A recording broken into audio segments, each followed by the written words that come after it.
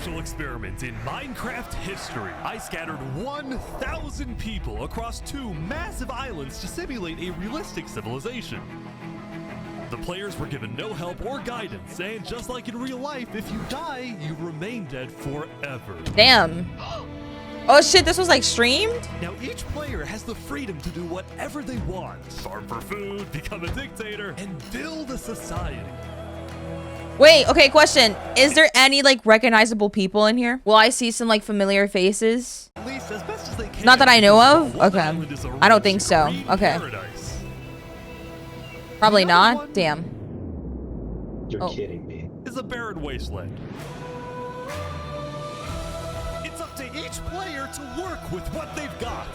Will there be peace between the islands, or will there be war? Let me move this out the way. Move Annie out the way. I can't see. Shut up, bitch. What ended up happening is the single most amazing story arc I've ever seen. All I will say is pick a nation to root for and enjoy the video. I present to you the rich and poor 1,000 player civilization experiment. Wow. Don't forget, if you want to participate in these videos, join my Discord server and of course, subscribe to my channel. All right, we got 1,000. Good Oh my luck, god, everyone. it's so laggy on his end. Holy shit. It was the beginning of day 1, and all 1,000 players began to explore their new homes. What is this place? Before the first day, I had made everyone choose randomly between Island 1 and Island 2. And I didn't tell them that one of the islands, the first one, would be a barren wasteland. Wow. Hey, you guys having a good time? No. Not There's at all. nothing here. Please tell me where the trees are, bro. I cannot find anything. It didn't take long for the people who chose Island 1 to realize they had made a massive mistake. I hate Damn. this place. I hate this place. Players realized that building civilizations on Island 1 would be particularly challenging. And not only because it was empty, but because some parts of it were completely uninhabitable, like the snow biome. Oh no! No, no, no! Help! And right next door, a massive volcano that could erupt at any moment. Ooh, I'm not going down there. This volcano also happens to heat up all the water on the island. Okay. This killed a lot of people. Now, to begin building civilizations, the players needed to find a tree. Please tell me where the trees are, bro. Wood is an essential material, and without it, you really can't do anything. Now, luckily for Island 1, there was one tree on the island, and it was pretty big too. But, of course, it was completely surrounded by boiling water. You've got to be kidding me. Meanwhile, let's go over to Island 2. Whoa. Hey guys! Life on Island 2 was beautiful. The terrain was green, the trees were plentiful, and the water was normal temperature. Open for business. Selling water? This is from the ocean. Are you trying to make me drink ocean water? No. The people on Island 2 immediately realized they had chosen the island of safety and wealth. You are literally a piece of gold. Yeah. The only real danger on Island 2 was the possibility of falling down from a tree as you're collecting wood.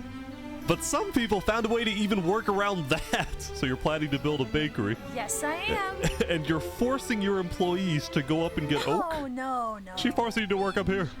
Hey, no. It's double carrots, triple carrots. I don't want say carrots. anything. I want fair working conditions. Also, because of the vast amounts of trees, people were very quickly able to craft tools that allowed them to mine underground. Hello, Saps. You doing okay? Yeah, I mean, this island's great. So many diamonds already. Yeah, Wow. look at this. Yeah, I'm loaded. Overall, the people of Island 2 Damn. were thrilled with their new home, thrilled with their wealth, and they were very optimistic about their future.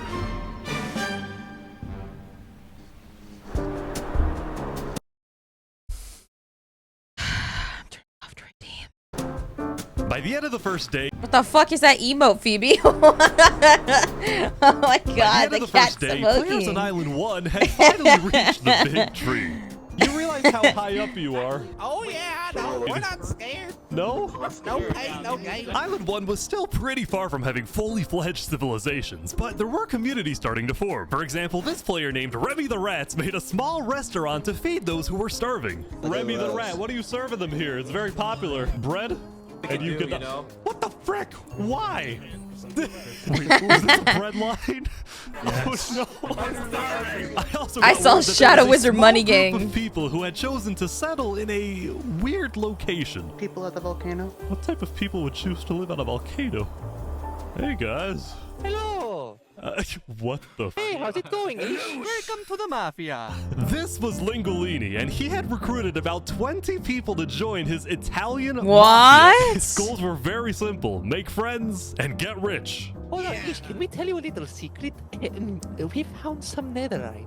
Oh, really? Yeah, don't tell anyone though. We're trying to keep it between us. We'll check back in with these guys later, but in the meantime, on Island 2, there were actual huge civilizations starting to form. I don't care about power. I don't care about government. I just want to make a nice place for my people to live. This player named Call Me Cass was the leader of about 50 people in a nation she named the Cass Coalition. And a coalition it was of very different types of people. Oh, including no. Pirates, bankers. Oh no, it's about to get bad, bro. Oh no. The minute that you name something with your name, like in a civilization, I feel like it's gonna get to bad. Coalition it was of Oh very man, different types of people, not many including people are gonna pirates, fuck with that. bankers, Canadian cartel. Oh yeah, she's gonna take over. Yeah, people are gonna be like, I don't really like her in power anymore. Bakery owners and their employees. Want fair working conditions. So what about Pantsville? That's like me naming the server Annieville. Very ego-ish.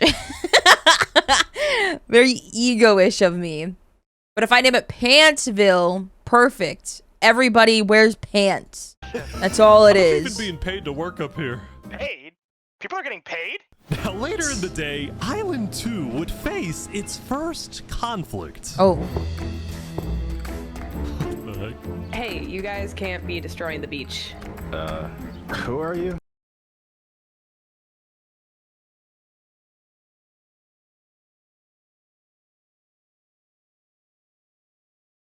That was so fast. That was actually fast. Holy shit. That was so fucking fast, dude. As a member of Pantsville, I'm wearing pants right now. Yeah. Pantsville is based off the idea of the rug when you were a child. You guys know what I'm talking about. You guys had this in kindergarten at least. Probably didn't own a rug like this. Don't worry, I didn't either. I saw this shit in kindergarten. It's the rug where you like, it has the little town rug. Yeah, that's the idea of Pantsville. That is literally what Pantsville looks like. Its first conflict. Work up here. Paid? People are getting paid? Now, later in the day, Island 2 would face its first conflict. Damn. What the heck? Hey, you guys can't be destroying the beach. Who are you? A group of about 20 people were extracting sand from the shore right next to the Cass Coalition. Oh, Cass was obviously shit. not happy about this, but these people didn't care because they were from a much bigger nation called the Commonwealth. Fire. I would live here. Yep. Oh, man. Fire.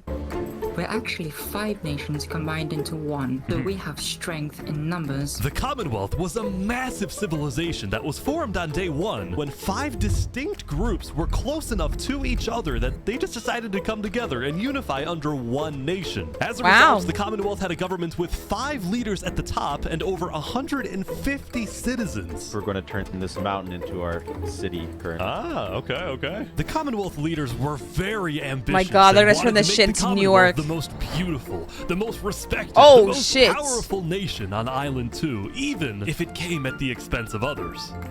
Overall, by the end of the day, Island 2 was much further ahead than Island 1, as expected. But let's see what happens in the following days.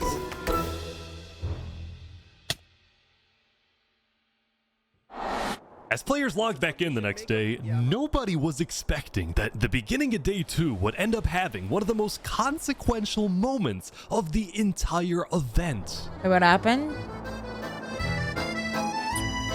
Revy the Rats was running his restaurant when he received a visit from a player named Spoon. Does anyone... Knight, I need food, I'm dying. Yo, Spoon. Yep. I do have food. You're private, but Oh, I need food. Oh, God, I'm too kind. I care about everyone else before myself. It's such a problem. Now this player, Spood, was a rising leader on Island 1.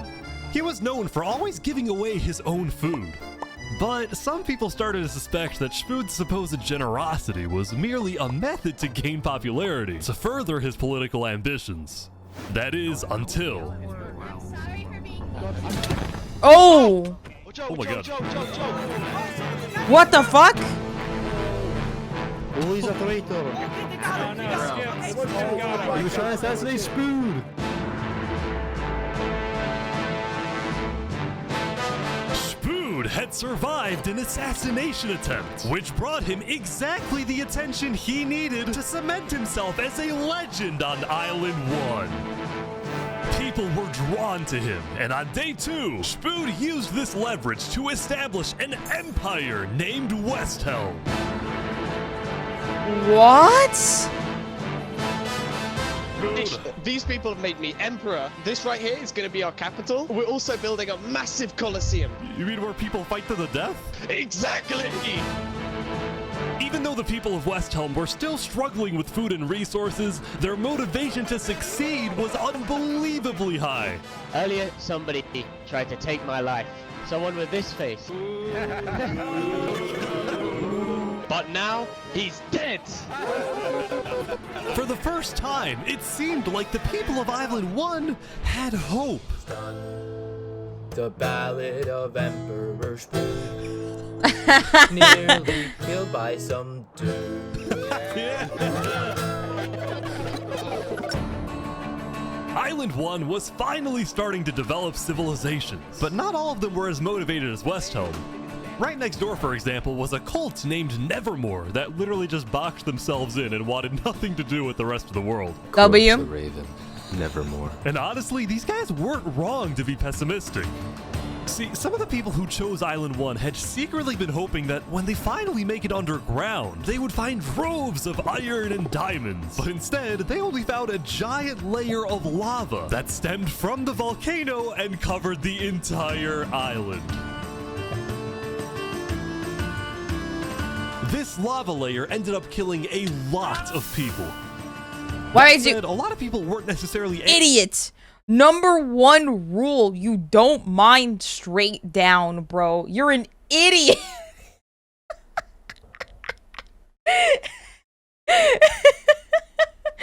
You're an idiot. At the poor conditions themselves, oh, fuck. But more so about I still didn't let Discord know that I'm alive. Hold on. I'm so sorry.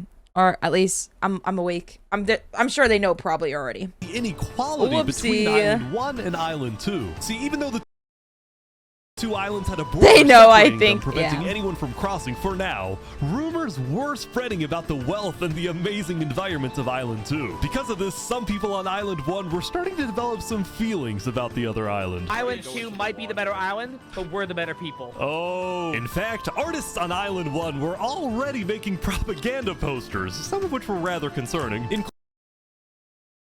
including a few creations by our mafia leader, Lingolini. Speaking of Lingolini, there was some drama on the volcano on day 2. Oh no. I just survived an assassination attempt. What? Whoa. Mamma mia, help me, I'm getting chased. Lego likes just attacked me out of nowhere and I had to run down the mountain. It was becoming a pretty common occurrence on Island 1 for people to try to rob or murder as a means to get food or resources. But Lingolini was not going to let that slide. Well, what are you gonna do about that then? I put the hit out on him. Oh! The mafia knows that the Lego likes is an enemy of the mafia. But then, during our interview... Oh, wait, no! There's some people coming down. Oh no, it's over. No. Hold on, let me go grab my food real quick. Those are people from Infernus, they're our allies. Oh, really? Lingolini had decided to share his volcano territory with a larger group called Infernus, whose main goal was to preserve and protect the sacred land of the volcano. Oh, okay. I guess they won't kill. I spoke with the leader, a player named Seneca, who described herself as the Queen of Infernus. Oh no. We are a nation of the flame. We have to treat the volcano with the respect it deserves. Oh no, bro. You have a mafia leader and a queen. Yeah, it's about to get bad. Furnace. We are a nation of the flame. We have to treat the volcano with the respect it deserves. And we hope we can work with Lingolini to do just that. Oh no. Seneca and Lingolini agreed to protect each other in case of an invasion and use the volcano's height and flowing lava to their advantage. If anybody tries to attack us, we'll kick them out like a Koopa shell. Now, speaking of invasions, on day 2, the Cass Coalition was approached by an army of boats. Oh, crap. Guys, I think we're under attack. It looked like for some reason the Commonwealth was coming to attack. No, we can't fight this. We gotta run. Get everyone out. Get everyone out. But after a few moments of panic, it turned out to be just a group of immigrants who had gotten lost. We are not here to invade, I swear. Oh, I got We're not here to invade you, we promise. Why are y'all here? It's you mother. But I didn't do anything. I just followed them. You brought them all. I didn't do anything. Okay. The leader of the migrants, a player named 3 Below Zero, profusely apologized for the scare, and then the migrants took off. What's going on, Cass? I know they didn't mean to do that. I'm telling my people not to worry. Glad to hear. Now on day 2, players had finally realized that Island 2 was not technically an island at all, but an archipelago or chain of islands. The northern island was an optimal place to settle with open fields, trees, and wildlife. So naturally it had the biggest civilizations, including the Commonwealth, the Cass Coalition, and a huge kingdom named Tricolor ruled by a monarch named Jofiel. The red stands for the underground, the green for plains, and the blue for the coast. The center island, meanwhile, had big cherry blossom trees, and so it's civil. It was the home of a small nation called Barbie Land. What is this? Barbie Land? Oh god. It's fantastic. Okay. And lastly, the southern island was big. Wait, I fuck with that. I fuck with this island, chat. And was the home of a I want to small be nation here. called Barbie Land. What is this? Life in plastic? Oh god. It's fantastic. Okay. And lastly, the southern island was big, but also extremely dense, flooded with jungles and swamps. As a result, nobody really wanted to stay there, although I did find one person. Saps, what is this? Can't you tell? This is my vacation home. How's this a vacation home? I don't see any lawn chairs or furniture. There's no roof. Hold your horses there, cowboy. It's not done yet. Saps was one of the few players who chose not to join any civilizations because he didn't want to get dragged into politics and drama. Still, W. Smartest person, bro. he made lots of friends across Island 2. His best friend, Flux, Because it's pink? Yeah, I want to be on there because it's pink. actually being the second in command of the migrant group. Speaking of, 3 Below Zero and the migrants had finally reached their destination all the way up north. Now, other than accidentally invading the Cass Coalition, these guys seemed pretty insignificant. But little did people know, this new civilization was about to change the entire world. Oh no. Wait, yeah, because they have like 3. Civilization was about to change the entire They're like super close to Commonwealth. Oh no, it's over. It's over. world.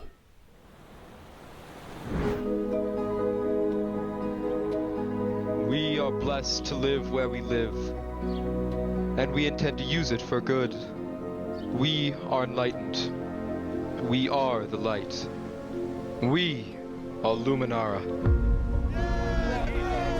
The migrants had decided to call their civilization Luminara. They saw themselves as the light of Island 2, the innovators, the inventors.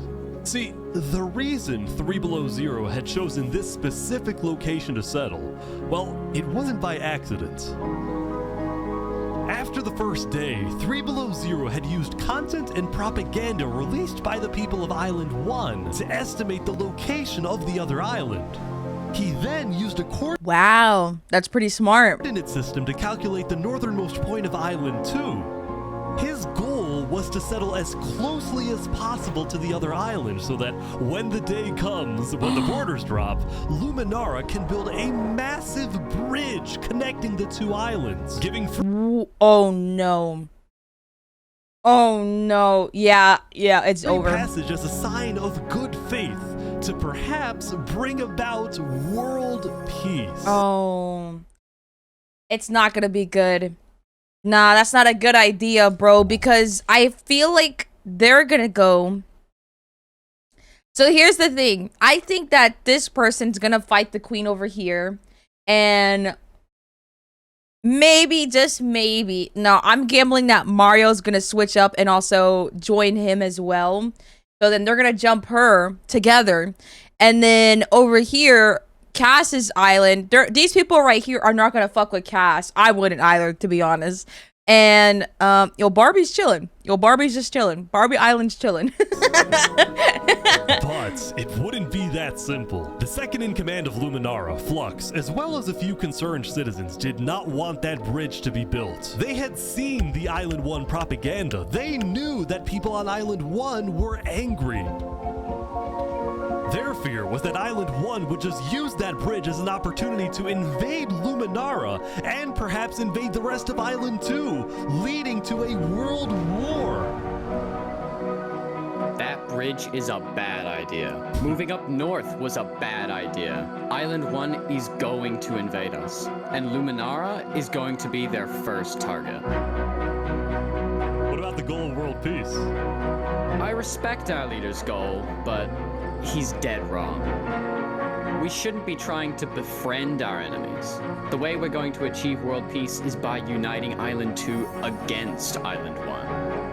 What? What if 3 Below Zero says no? What if they finish the bridge? Is that world peace?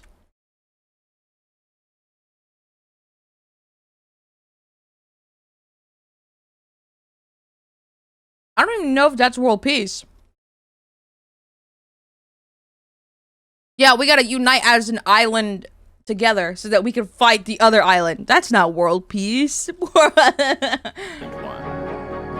What if 3 Below Zero says no? What if they finish the bridge? Well, then at least they'll know I tried to warn them when Island 1 comes and kills us all.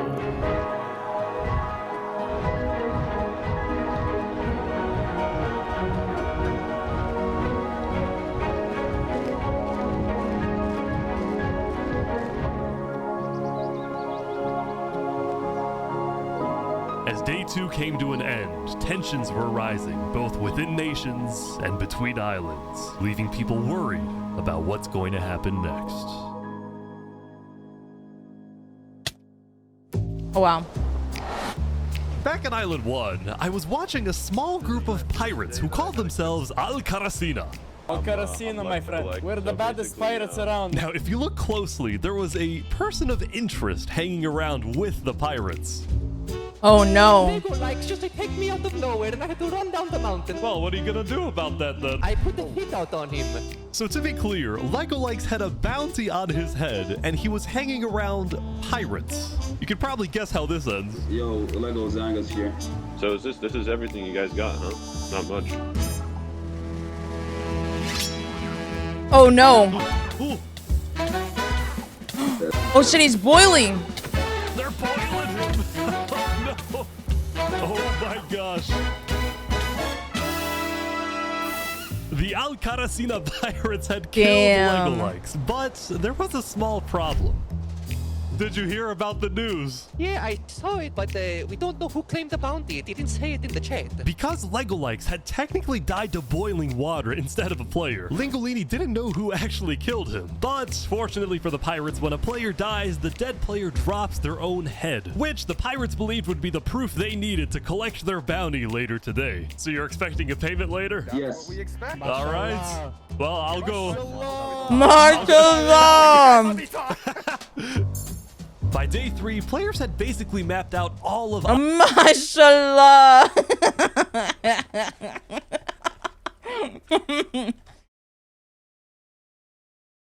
I like the pirates. They're chill. The pirates are funny.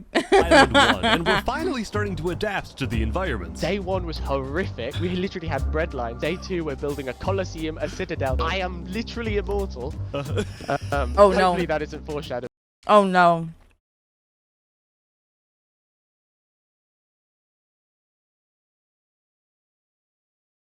Oh no. You're gonna get humbled real fast, bro. Damn. Oh.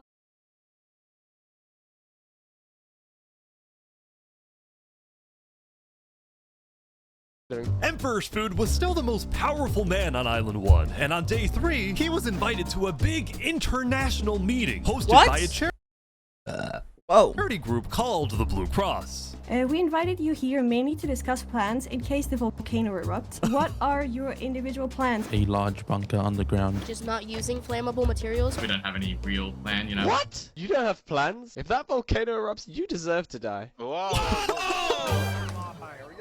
Emperor Spood had come in with good intentions, but it was there that he learned that he hates meetings. I'm gonna go there. When Emperor Spood left, the other leaders were unsettled. Was this guy really the figurehead of Island 1? Told you. Told you, bro. Told you. I fucking told you. Okay, we need a better representative. Then, basically right on cue. Elysium diplomats, follow me. Bodyguards. Sorry, guys. Sorry, I'm late. This is Who's Benji, this? What the and fuck? He's the leader of Island 1's second biggest civilization, called Elysium. See, on day 2, Benji had discovered that toward the outer edges of the island, away from the volcano, the water isn't boiling hot anymore. So he founded Elysium, which literally translates to a place of ideal happiness. And he made the nation to give peace-loving people a chance to relax and get away from all the troubles of Island 1. Wait. Ooh, fire name and fire music. What the fuck? What's up, Slash? Which literally translates to a place of ideal happiness. And he made Whoa. the nation. Wait, is it this close to Island 2? Oh, Elysium. On this side, yeah, because they do have like a bridge going into yeah. Hot anymore. Nah, I don't think that they're gonna like. Oh wait, if they make a bridge towards this island, they actually might like. Those two sides might have peace if you think about it, because doesn't the person that's building a bridge wants world peace, and then the person on this one is just like, yeah, this is just happiness over here. We're chilling. So he founded Elysium, which so it's the people that are not like it's the people that are on the outside of the islands that are gonna like want world peace, but people that are on inside the islands, it's over. Okay. Literally translates to a place of ideal happiness. And he made the nation to give peace-loving people a chance to relax and get away from all the troubles of Island 1. Wait, W. Wow. Look at these Elysian guys swimming in the water. We were hoping that Lord Ish could summon a single mushroom cow. All right, if anyone drops a pufferfish in the next 60 seconds, I'll do it. What do I have to do? What do I have to do? We need the pufferfish. Quick. There it is. All right.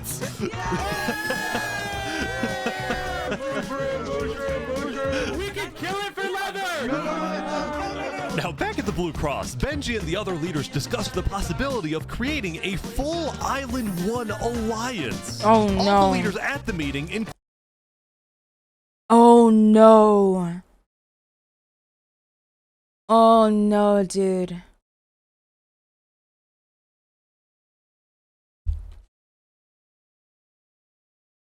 It's over. It's fucking over. Including Westholme's representatives believed that given the harsh conditions of Island 1, an island-wide alliance could be a game changer. But first... Before we make this official, we have to convince everyone else to join.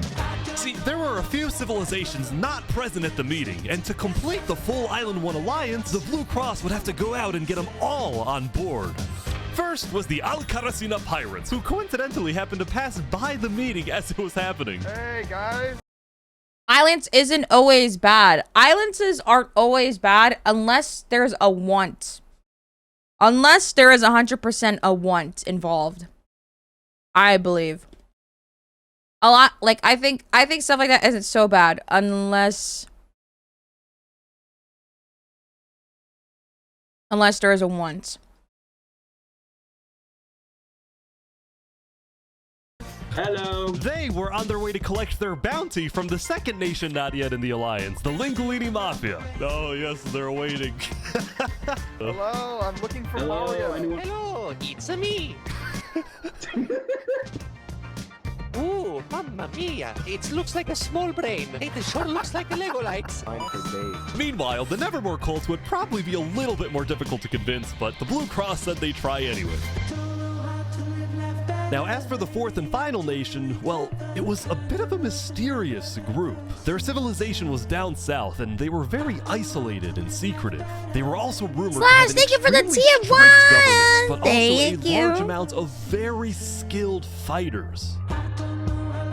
As a result, people were kind of scared to approach them, but they knew they had to eventually to complete the Blue Cross Alliance. They knew that if this alliance works out, it wouldn't matter that they all lived on the poor island. All of a sudden, out of nowhere, the most powerful force in the world would become Island 1. Chat, do you guys agree? I don't think so. First, Island 1 was supposed to lose, but now they were on the verge of turning their lives around completely.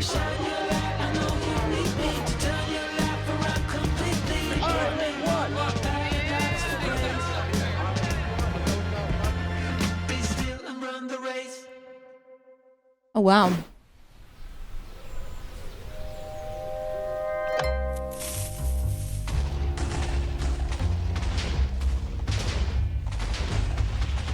As you can see, there was a bit of commotion at the Commonwealth. What is happening? They What? just exploded their own land because of a miscommunication. What happened was one of the 5 leaders, Coraline, got the idea that the Commonwealth was planning to move east. So she started telling everyone to move. Thus, believing that they wouldn't need their old land anymore, one of the citizens just decided to blow it up. I thought we were moving. What? We're not moving. I'm surrounded by idiots. Overall, the Commonwealth was Oh my having God. trouble getting anything done because the 5 leaders were constantly fighting over power.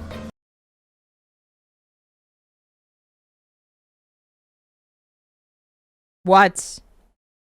What? What the fuck? See, there were 5 leaders, each with 1 vote. But because they were originally 5 separate nations, each with a differing amount of citizens, should the smallest faction's vote have the same weight as the biggest faction's vote? It is ridiculous that Alvin's vote is worth the same as mine. I mean, I need about 50 people, and he has like, barely 5. Because of all the fighting and disarray, Commonwealth citizens started moving to other nations like the Cass Coalition. Cass's style of governing, letting people do whatever they want, was making her very popular with her people. I've been with Cass since pretty much the beginning, and she's established a democracy, a true one. Really focused on like letting everybody do their thing. But at the same time, the lack of any regulations had some unintended consequences, like players making strange and ugly buildings. So to solve this, Cass hired a building inspector. I have placed a lot of foundation for a glorious city, basically made out of stone. That way no one can burn us down. However, the building inspector did get a little power hungry. What's going on here? He said he's gonna demolish my house because it's not up to building code. Because it's not up to code. So then, citizens took matters into their own hands. No.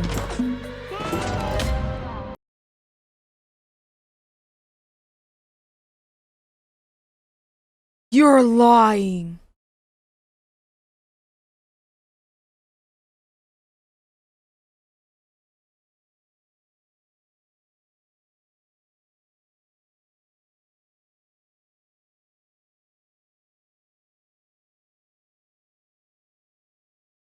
That's crazy.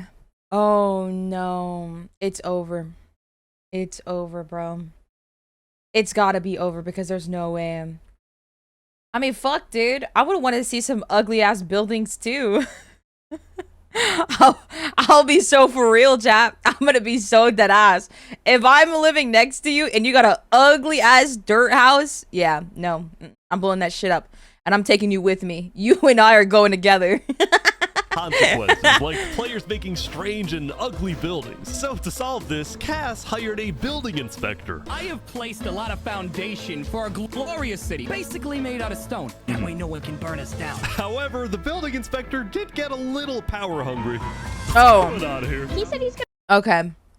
Okay. He did get a little power. Okay, never mind. However, the Deserved. building inspector did get a little power hungry. What's going on here? He said he's gonna demolish my house because it's not up to building 24 code. hours because it's not up to code. So then, citizens took matters into their own hands. Damn. What?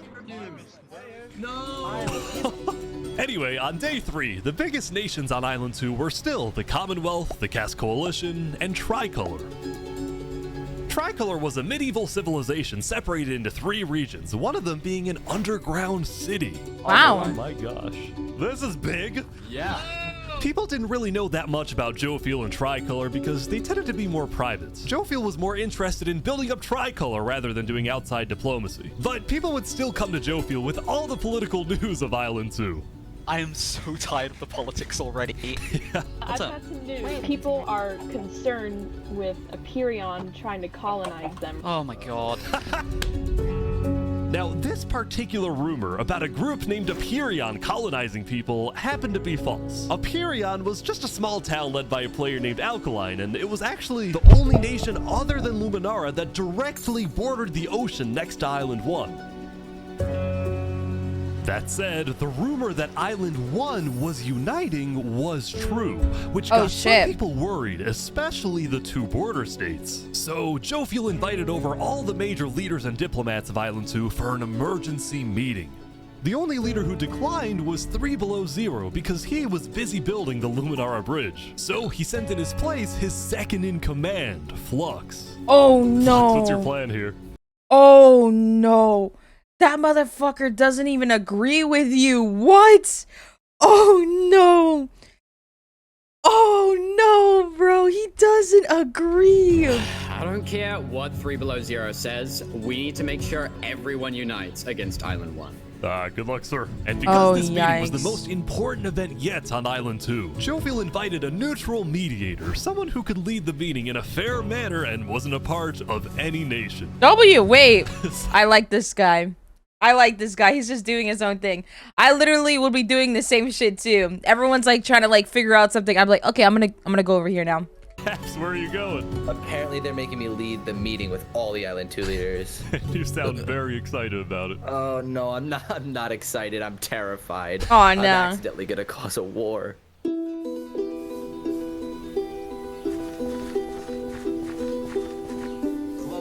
Alright, I think everyone's here. Welcome.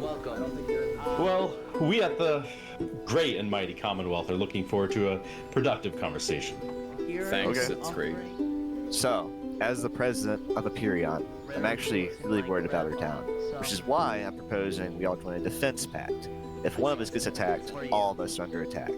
Here. I can agree to Yeah, that. I like that. That's good. That's a good start, but if Island 1 attacks, say, Luminara, well, by the time you can even arrive to defend us, everyone at Luminara will already be dead. Which is why I think we need to focus our efforts on preventing an attack in the first place. An attack is inevitable. I'm just saying. Hold on, Flux. Let Jovial finish. Island 1 is starving. They're not going to attack us. They have bigger problems. And imagine for a second how quickly we could change their hearts and minds if, instead of treating them as an enemy, we send them aid. Oh. Oh no. Oh no. Oh no. Oh, this guy gets it. Now picture this. You're sending them aid, you're sending them supplies, you're sending them the stuff. And it was this guy that asked for it, right? It was this guy that said that we should do this because then we can have peace. You know what I mean? And then let's say that island decides to switch up immediately. He's going to be blamed. He is 100% going to be blamed because it was his idea. Oh my god, dude.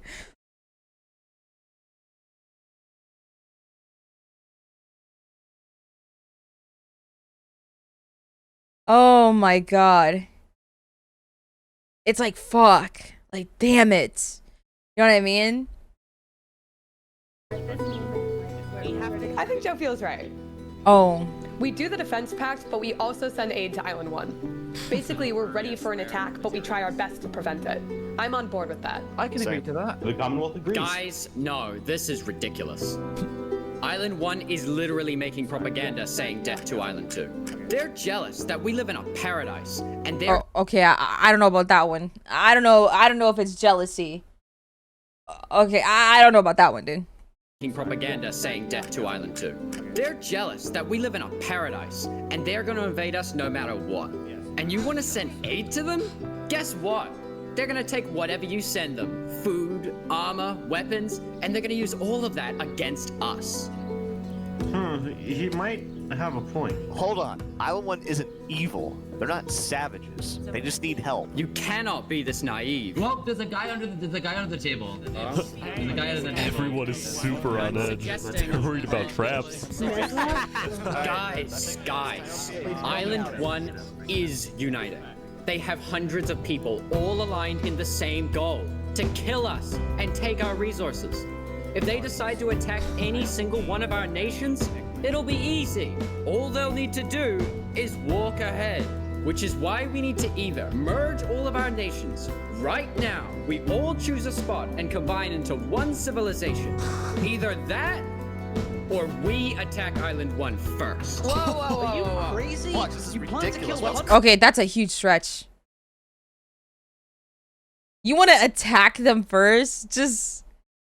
Oh, this fucking guy, bro. This fucking guy, chat. Holy shit. Choose a spot and combine into one civilization. Either that, or we attack Island 1 first. Whoa. Are you crazy? Watch, this is ridiculous. What's crazy, Joe Feel, is you leading all of us to our death. Oh my That's god. too have much. to We listen to can't me. do that. If we don't do this, it's the end of Island 2. Flex, I feel bad. Wait, didn't Joel didn't want to get involved with politics, right? Didn't he say that? He's the one with like the medieval area, right? He said he didn't want to get involved like with politics and shit like this. Yeah, yo, I feel bad for him. I low-key feel bad for him. He's like, what the fuck? I feel bad for him, and I feel bad for the guy that's just like doing the one singular guy that's doing his own thing. Well, he is a leader of a nation, so he must get involved. Yeah, but I low-key feel so bad for him because he's like, yeah, I just don't really care for this stuff. Like, why am I being dragged into this? You know what I mean? Watch, this is ridiculous. And he clearly has a good idea, but I also see Flux's situation. Like, what if you're kind of like resourcing these materials to the island? You know what I mean? And then they turn around and use those resources back at you. You know what I mean? They just use it against you at that point. You know, and it's just like, I get that, but I wouldn't go as far as to let's take them out first. And it's like, oh man.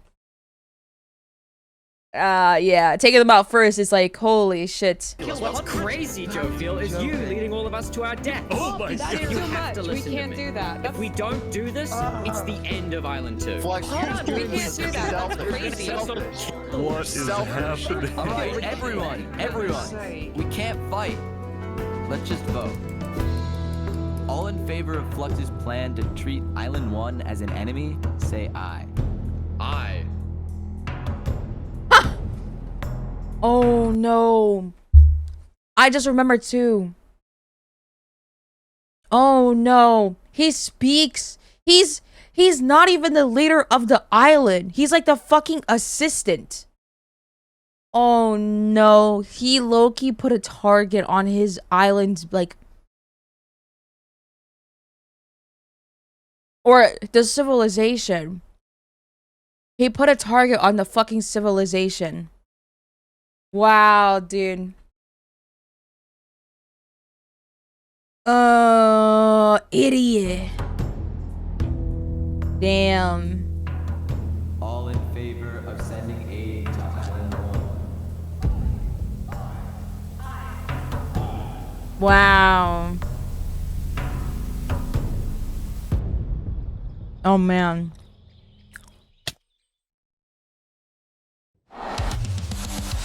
Meanwhile, at West Helm, I ran into something interesting. Our next song is called Island 1.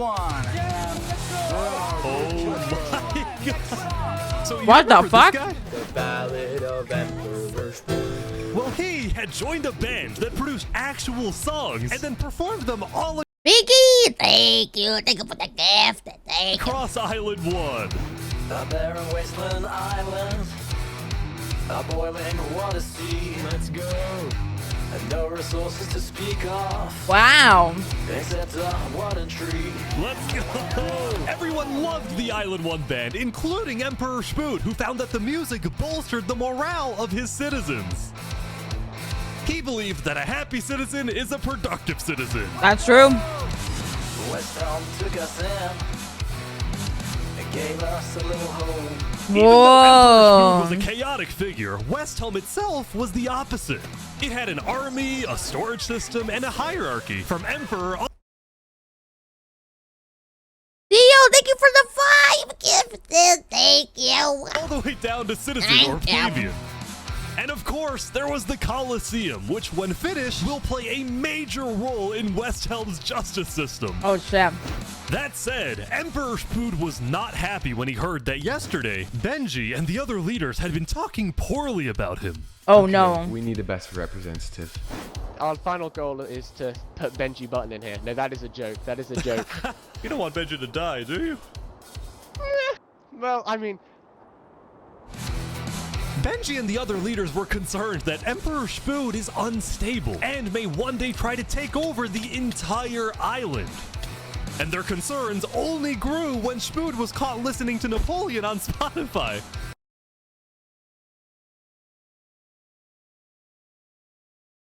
What a crazy self-report. Holy shit.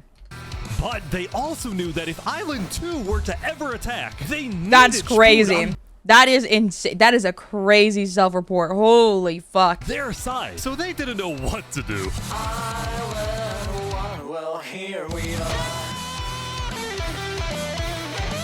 I just want to say, thank you, Spoon, for all your support. you're welcome. I'm the best. Glory to West Helm.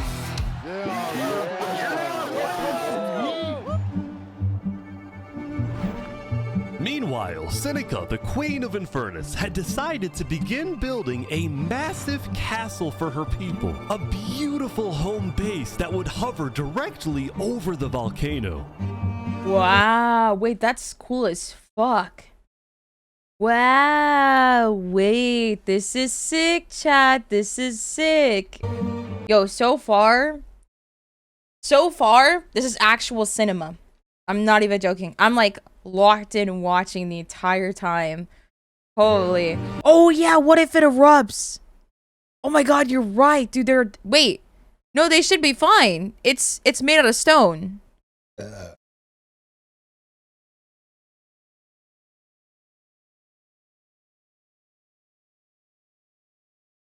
They should be fine. It's made out of stone, right? Yesterday at the Island 1 meeting, a lot I mean, I don't know how a volcano works. Yeah, I don't know either. leaders expressed worries about rumors that the volcano may erupt, and they talked about how they would each take different precautions. Everyone believed that the volcano was dangerous, except for Seneca, who had decided to take the opposite approach. It's all just paranoia. If we really value the volcano, we need to have faith it won't erupt. The main goal of Infernus as a civilization was to preserve the sacred land of the volcano. So what better way to show faith and demonstrate loyalty than to make your home right above it?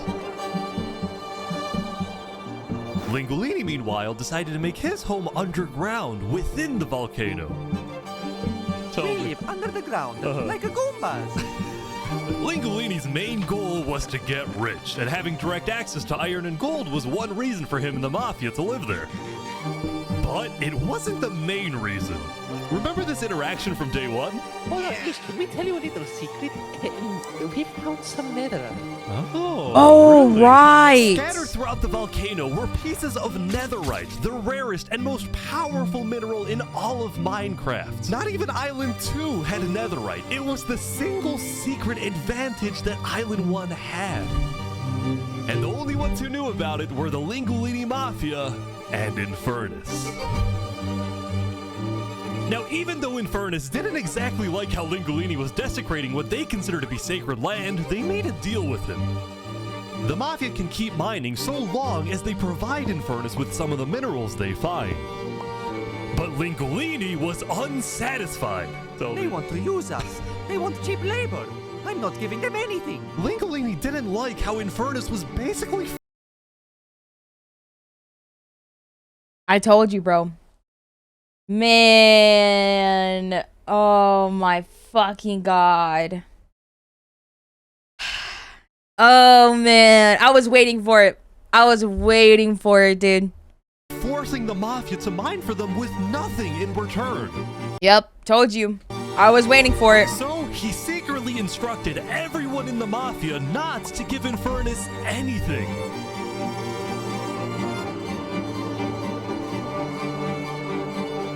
Lingolini's hope was that Infernus never asks for those minerals and forgets about the deal entirely. Otherwise, he would be in a lot of trouble. That said, despite this conflict, the rest of the Island 1 unification effort was going very well. Earlier today, Lingolini had decided to join the Blue Cross Alliance. Whoa, wait, really? Thank you all so much for having me. The Alcaracina pirates were also eager to join, and surprisingly, so was Nevermore.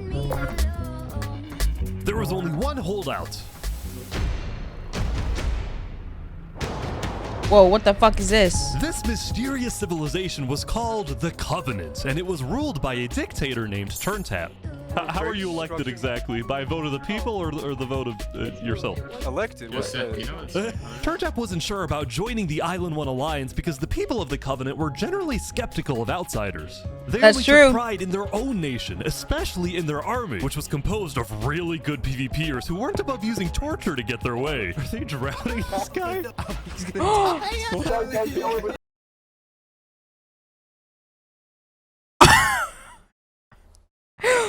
Oh my god. What the fuck? Torture to get their way. Are they drowning this guy? He's gonna die. Now, I felt a little bad for this player, so I threatened the Covenants. Covenant uses water torture. I'm reporting this to Sidefall News. Thank you for the gift. Thank you.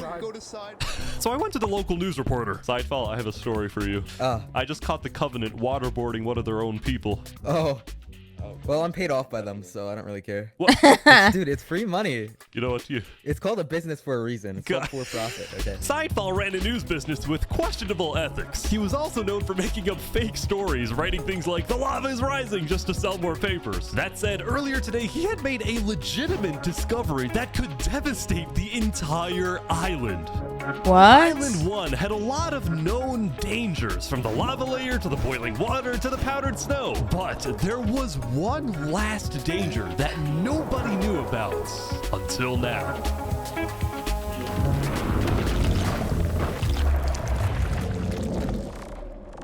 Oh shit.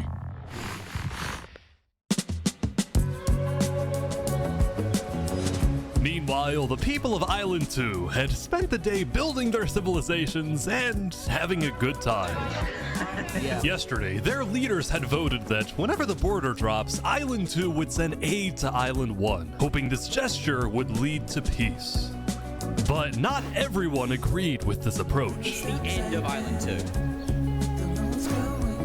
When Flux returned home to Luminara, 3 Below Zero was furious at Flux for causing chaos at the meeting and for going against Luminara's values. Damn. 3 Below Zero, as the leader of Luminara, was actually heavily in favor of sending aid to Island 1. Damn. The whole point of the Luminara Bridge was to make peace with Island 1, not to start a war. As a result, 3 Below Zero demoted Flux from his position as second in command. Fire. Fire, dude. Fire. W. The best thing they ever did. And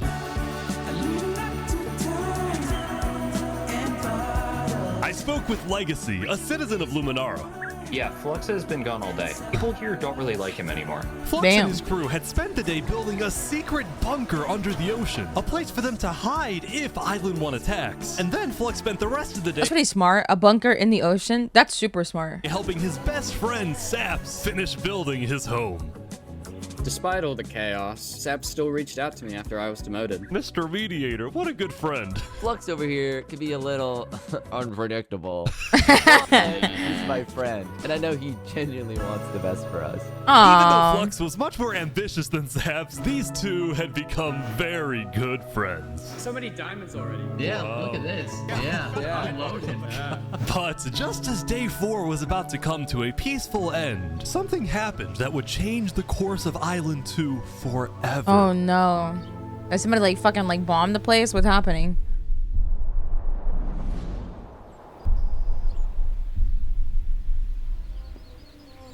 Oh no. Jofiel, the leader of one of Island 2's largest civilizations, was walking across Tricolor with her second in command, Seraphim.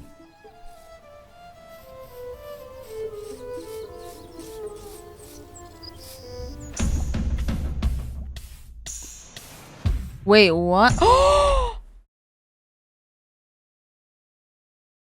What?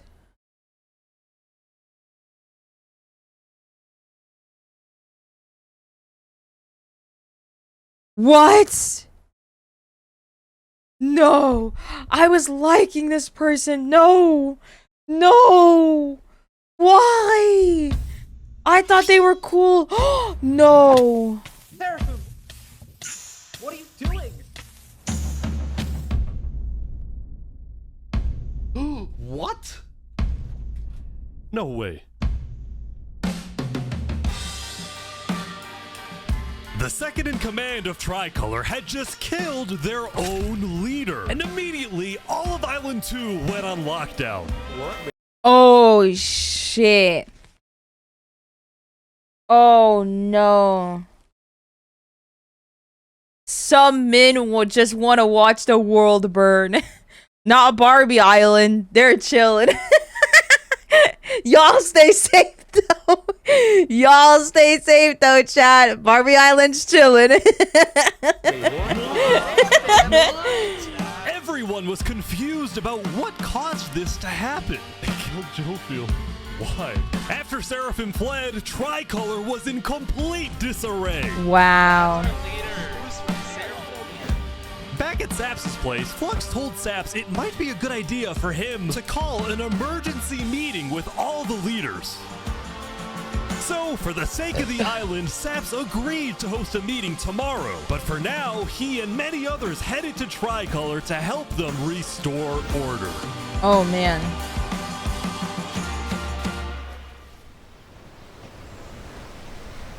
What the fuck? Oh?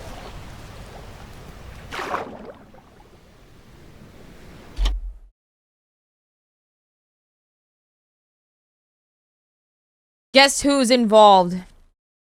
Flux. Oh my god. No. You're lying. Flux set this shit up. You're lying. Say that you're lying.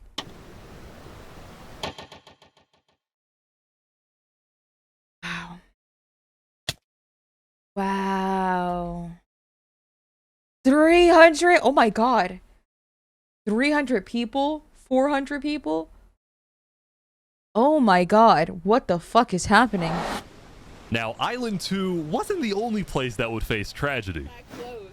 Oh, what? The leader of the Alcaracina Pirates, Noble Bucket, died very suddenly. Alright, Whoa. they sent me the footage of what happened. Oh no. He doesn't know the lava layer's there. Oh no. No.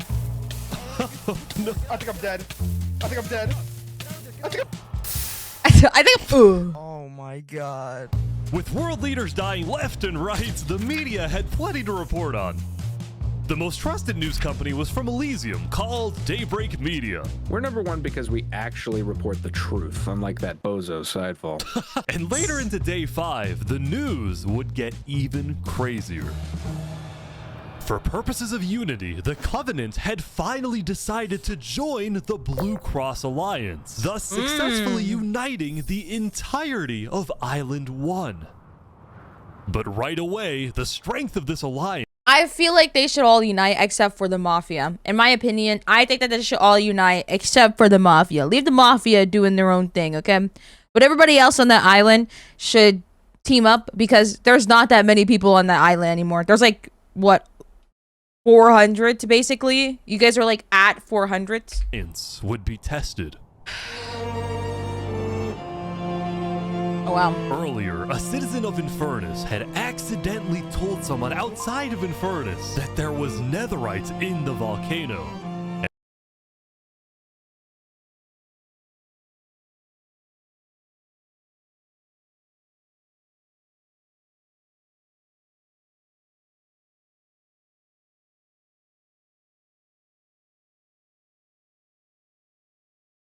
Gotta go. They gotta go.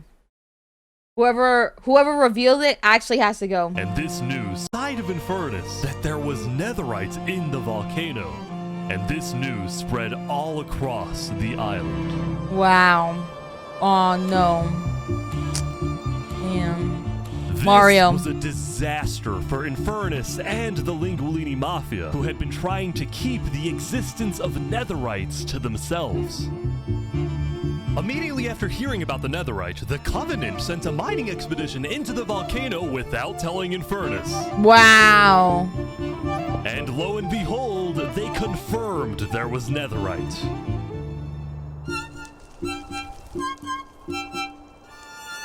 Because the Covenant had a scary reputation and a ruthless army, Queen Seneca of Infernus felt it was in her best interest to allow the Covenant to mine. But when other nations like Westhelm started asking if they too could mine in the volcano, Seneca said no.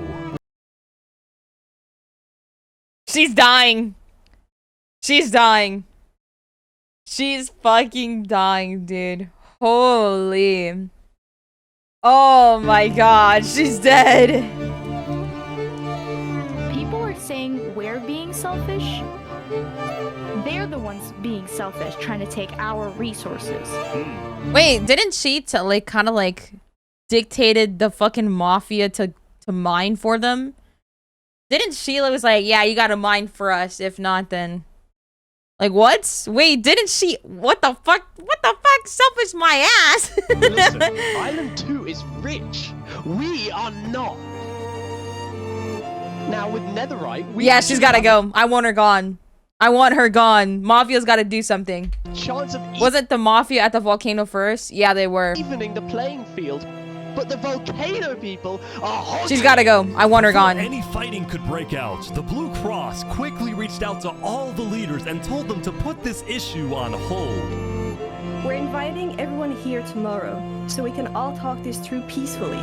Oh no, it ain't. We're It's not Island peaceful. 1. We cannot afford to have a war over some mineral.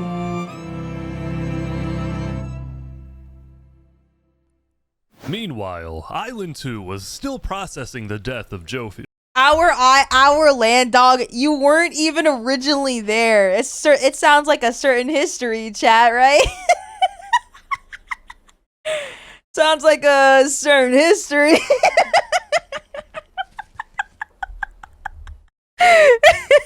Whoa. Even though I was a farmer, Oh. Saps would invite all the leaders for a meeting later so they could coordinate a hunt for Seraphim and discuss their plans for when the border inevitably drops. Now, after Jofiel's death, Tricolor had lost... I love how No Script made the Mimic IRL to some extent. Yeah, dude. As Technoblade would say sometimes, history does repeat itself. A lot of its power. Now, after Jofiel's death, Tricolor had lost a lot of its power. We left the island with really one dominant nation, the Commonwealth. But remember from day 3 how the 5 Commonwealth leaders were in constant fights with each other? It is ridiculous that Almond's vote is worth the same as mine. Well, this all came to a head on day 5 when one of the leaders was caught plotting to take control of the entire Commonwealth. Idiot. It's the one that spoke up too. You idiot. Well, So another Commonwealth leader then paid an assassin to, well... Oh. Oh my god! Oh my god! Wolfram's dead. What? We just witnessed murder! After this, people from the Commonwealth lost even more faith in their governments. Damn. This Commonwealth citizen went to the Caste Coalition to complain to Caste directly. I got information that there might be netherite on the other island. My leadership said... You idiots! Oh, y'all better... Everybody on that island better start mining fast, bro. They gotta chop. Holy shit. Which group would Techno be in? Or would he be by himself? He would be by himself. Oh, 100%. That man would not be in any group. He'd probably get dragged into like a group, or like people would try to drag him into it. But I think that he would 100% be by himself.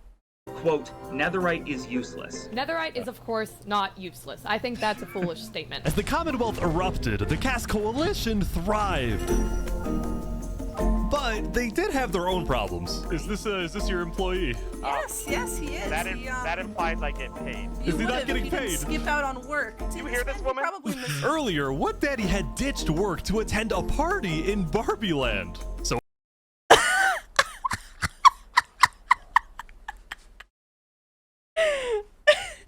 Yo, I'm telling you, man. I'm telling you, bro. Barbie's chilling.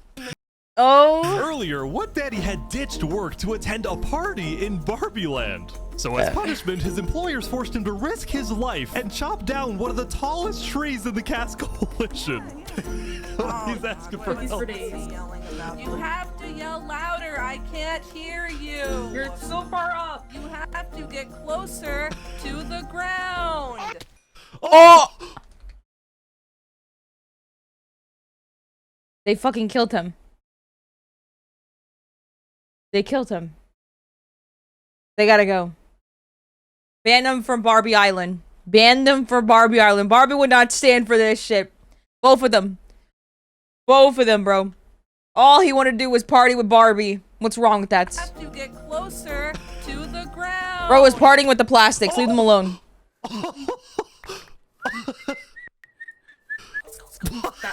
What the? That's crazy. Now, because of this recent tragedy, Cass decided to stay home from Saps' meeting. W? That said, every other major leader was now on their way.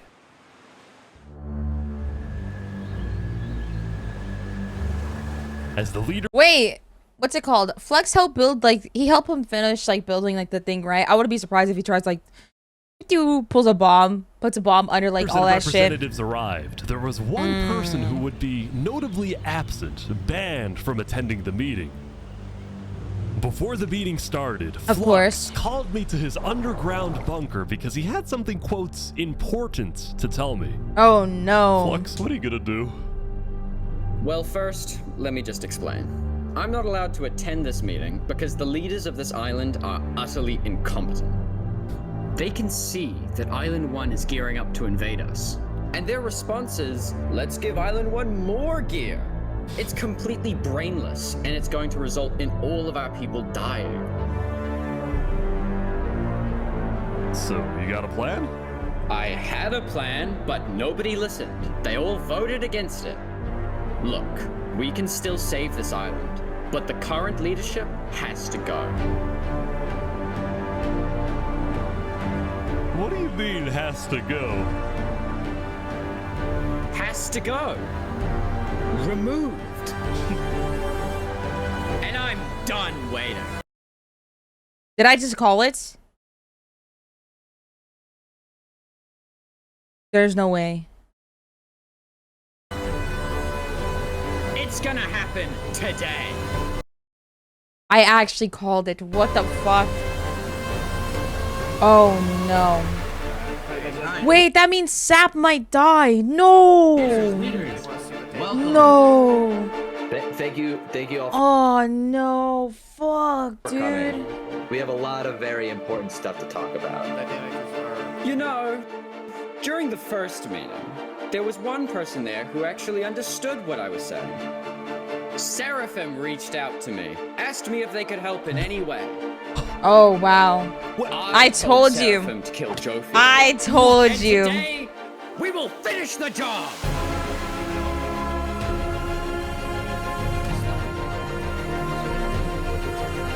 Wait, so Seraphim gets there.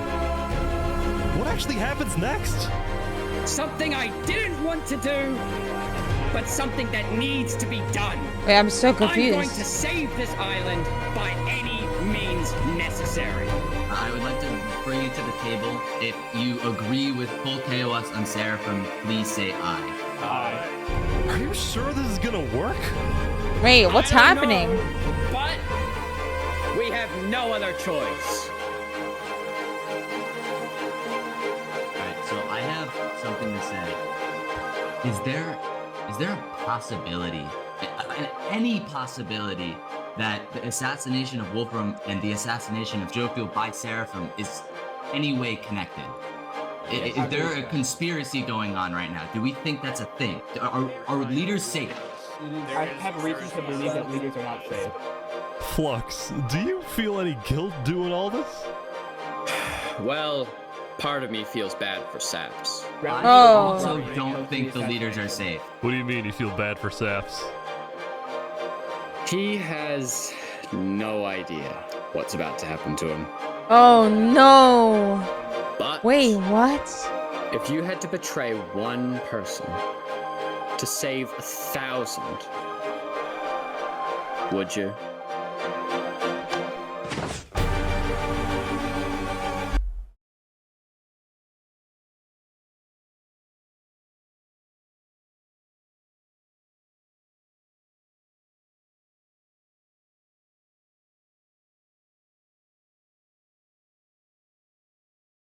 Oh my god. This is crazy. Sure.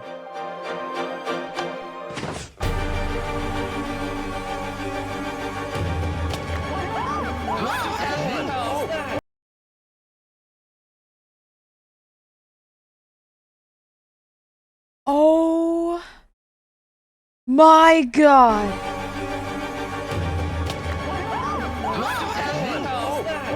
What just happened? What happened? I didn't do that. I didn't do that. Oh my god! Why is there a trap?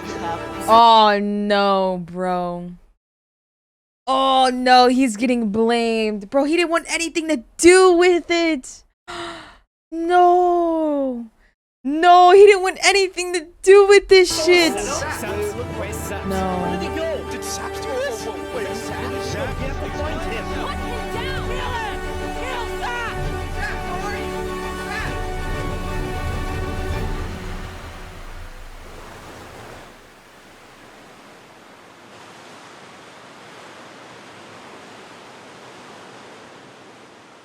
Oh no, it did. Dang.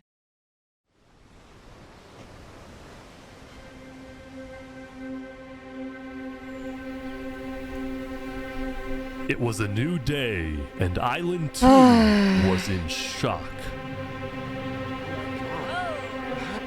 On day 4, when Saps was in Tricolor helping the people after the death of Jofiel, He just wanted to chill, Flux chat. and his crew had built a trap in his roof. And Wow. Saps did not know they had done this. Wow. He had been framed by his friend Flux, used as a scapegoat for Flux's plan. But because they had to rush to build the trap, it actually wasn't fully successful. Some of the dripstone, including the one meant for 3 Below Zero, had failed. But overall, the trap still killed the leader of Aperion, Alkaline Alk, a leader of the Commonwealth, Coraline, and 4 other very high-ranking officials from across the island. No fucking The way. people of Island 2 were devastated, confused, and angry. Our leader's dead. What just happened? After the trap went off, Seraphim was immediately caught and killed. Oh! What were the Tricolor? But when more people found out about how exactly their leaders died, their anger wasn't really towards Seraphim, but toward the person they believed was behind it all, Saps. Oh no, bro. Oh my god. And it made sense. Saps knew he'd be hosting leaders at his home. It was his roof that had a secret trap. A trap that happened to fit perfectly into the design of the roof. Saps was about as guilty as it was possible to be. With that, all the major Island 2 nations, from the Commonwealth to the Cast Coalition to Tricolor to Luminara, declared Saps to be hunted down and killed, while Flux got away with it all. Wow. Well, I'm gonna turn on my fan. Holy sh. If you had to betray one person to save thousands, would you?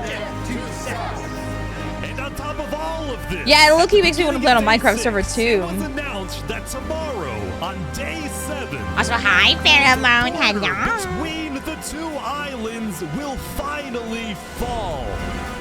Wow. Both islands now have 1 day to prepare.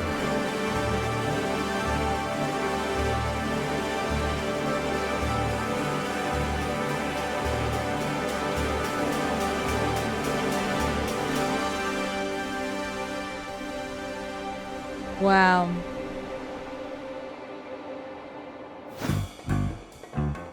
Now, when the people of Island 1 saw the chaos happening on the other island, most just didn't really care about it. A lot of the hatred against Island 2 that was popular in the early days had faded away. That is, except for this player named Oppenheimer, who was determined to No! Barbie Land because in 20... Yo. You leave Barbie Land alone, bro. Come on. I'm so tired of this. Come on. Leave Barbie Land alone, bruh. They didn't do anything.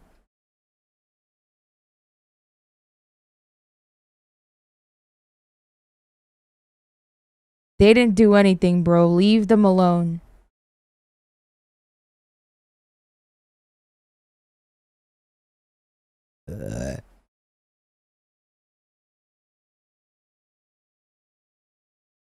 Chat, do something.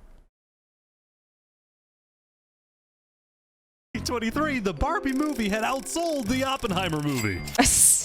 W. Deserved. I'm building a nuclear rocket that will make yesterday's chaos look like child. Andrew, thank you for the gifted, Andrew. But when Oppenheimer tried testing his nuke, it went up and up and up and was never seen again. That's crazy. Now, day 6 did present some new challenges for some of the civilizations. For example, at Nevermore. How do you what suck is at doing that? this? What are you Plot twist. At the end, the nuke takes everybody out. doing up here? I got voted At the end, when everybody's fighting, it takes everyone out. out because they hate me. No! Come on! Don't jump! What about me? I can shoot. No!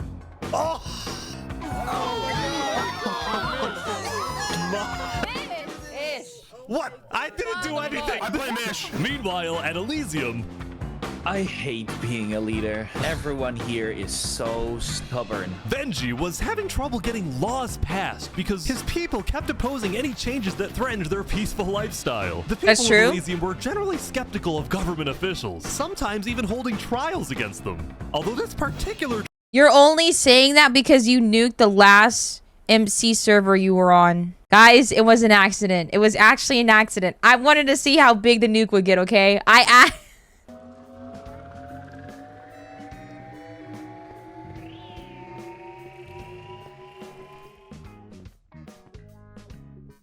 Oh, keep running? Oh, shit. Wait.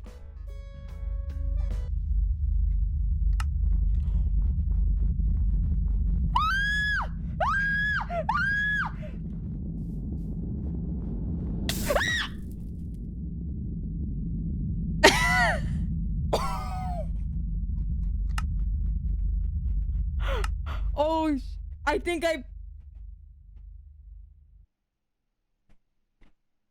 think I broke the server. Oh!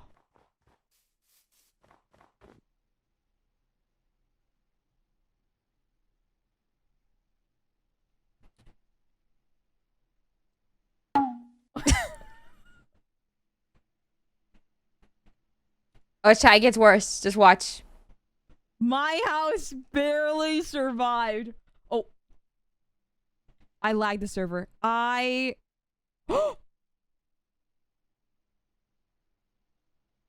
just lagged the server. Oh. Oh.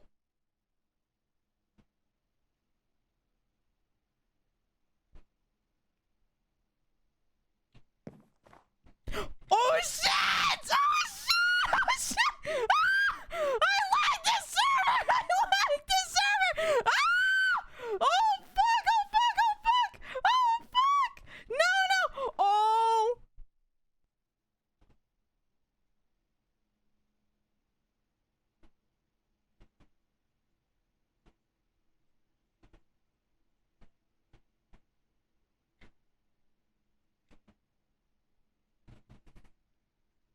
Who was in this server? So, you have Mika. You have Panda. You have Astros. You have Schlatt.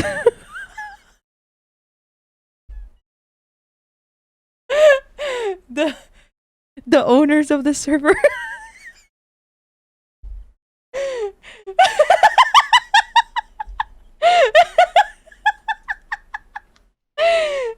I just lost all my things. What caused that? I just wanted to try the nuke. A lot of people saw that I nuked the server and got online and started being like, yeah, you're fucked.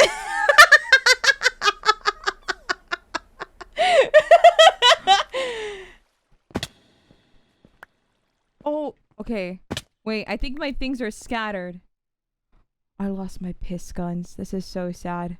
Oh shit! Oh shit!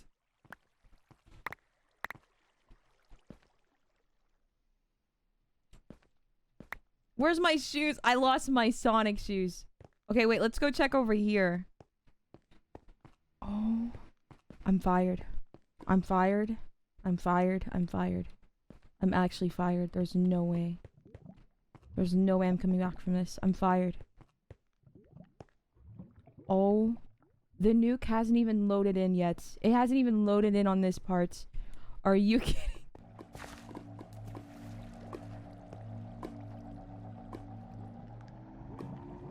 It's still going! Are there server recovery states? Where was the town? Oh, the town? The town's all the way over here.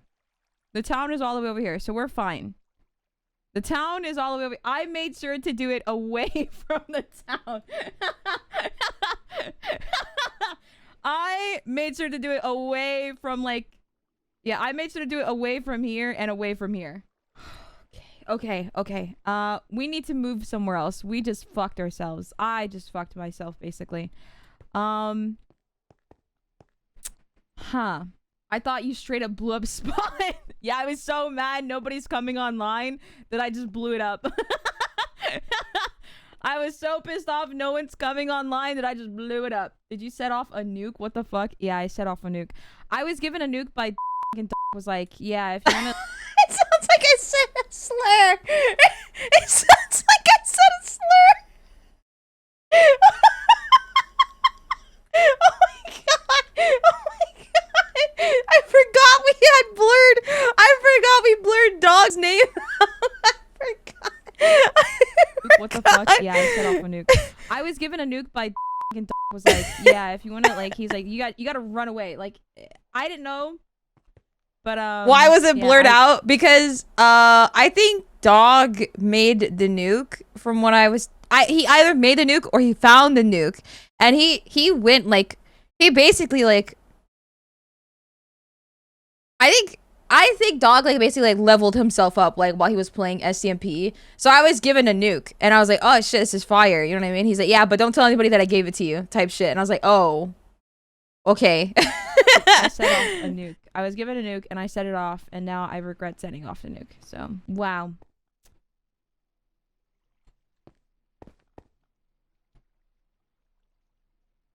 Cool. Yeah.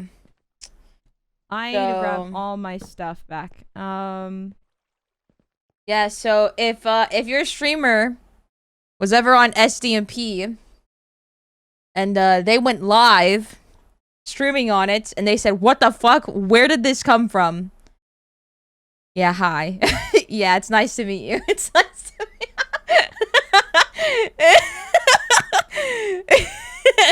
Yeah, it's nice to meet you.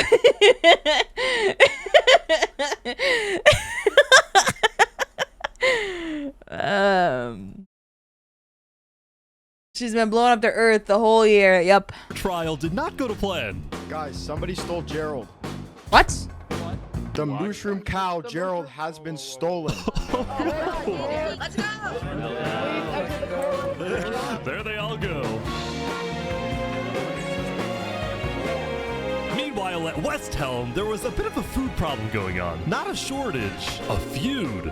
See, Remy the Rat had opened up a new restaurant right across from the Coliseum, but the food was questionable. Is poison fatal? So his customers had instead started buying their food from another player named Dinosaur. That is, until... Oh my god! Oh my god! What is he? Oh my god, that's a loud ass keyboard. Permanently closed. All food is now at... Remy, are you behind the murder of Dinosaur? Anyway, on day 6, the West Helm Coliseum was finally complete. Yeah! What do you plan on using this arena for? Do I actually have to say legally? No? Maybe a little bit of blood will be shed, and that's all I can say. While Spood was a popular leader who got things done, he had also developed a reputation of being a little unstable. He said outlandish things, he can't stand meetings, and his justice system wasn't by courthouse, but by combat. This is something Spood's first attempted assassin, Ramsayer, tried to prevent. It's why he tried to kill Spood, and he wouldn't be the only one. Oh, shit. There has been a small but coordinated secret revolution growing in West Helm, with aims to overthrow and murder Spood. Oh, shit. The two leading figures are West Helm citizen Ramsay Pie and West Helm's head builder, Knight Arcturus. You know, I helped design his Coliseum, not knowing Spood actually wanted to use it for bloodshed. He's insane. What did they think a Coliseum was for besides theater? What did they think that a Coliseum was also for back in the day? It definitely wasn't just for theater. Part of their plan was to take out Spood's second in command, a player named Oo. Yeah. Yeah, that's right. I guess Second in command down. But Ramsay Pie was immediately chased down by West Helm's You army. could have made something happen, man. Oh. Oh, damn. With Ramsay Pie dead, Knight Arcturus became Didn't stand a chance. Holy shit. the sole leader of the revolution. But he also knew it was only a matter of time before Spood finds out about his plans. I want to make one thing clear. Anybody who is caught plotting against me will be executed in the name of West Helm. Glory to West Helm. Glory to West Helm. Glory to West Helm.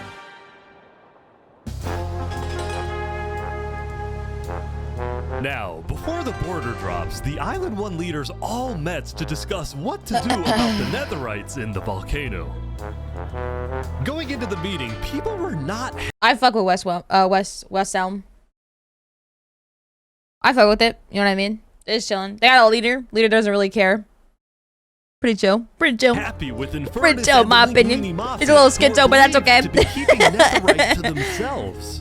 Please keep all your weapons holstered at all times unless you absolutely have to take them. The meeting began with West Helm's representative and Spood's newly appointed second-in-command, Spider.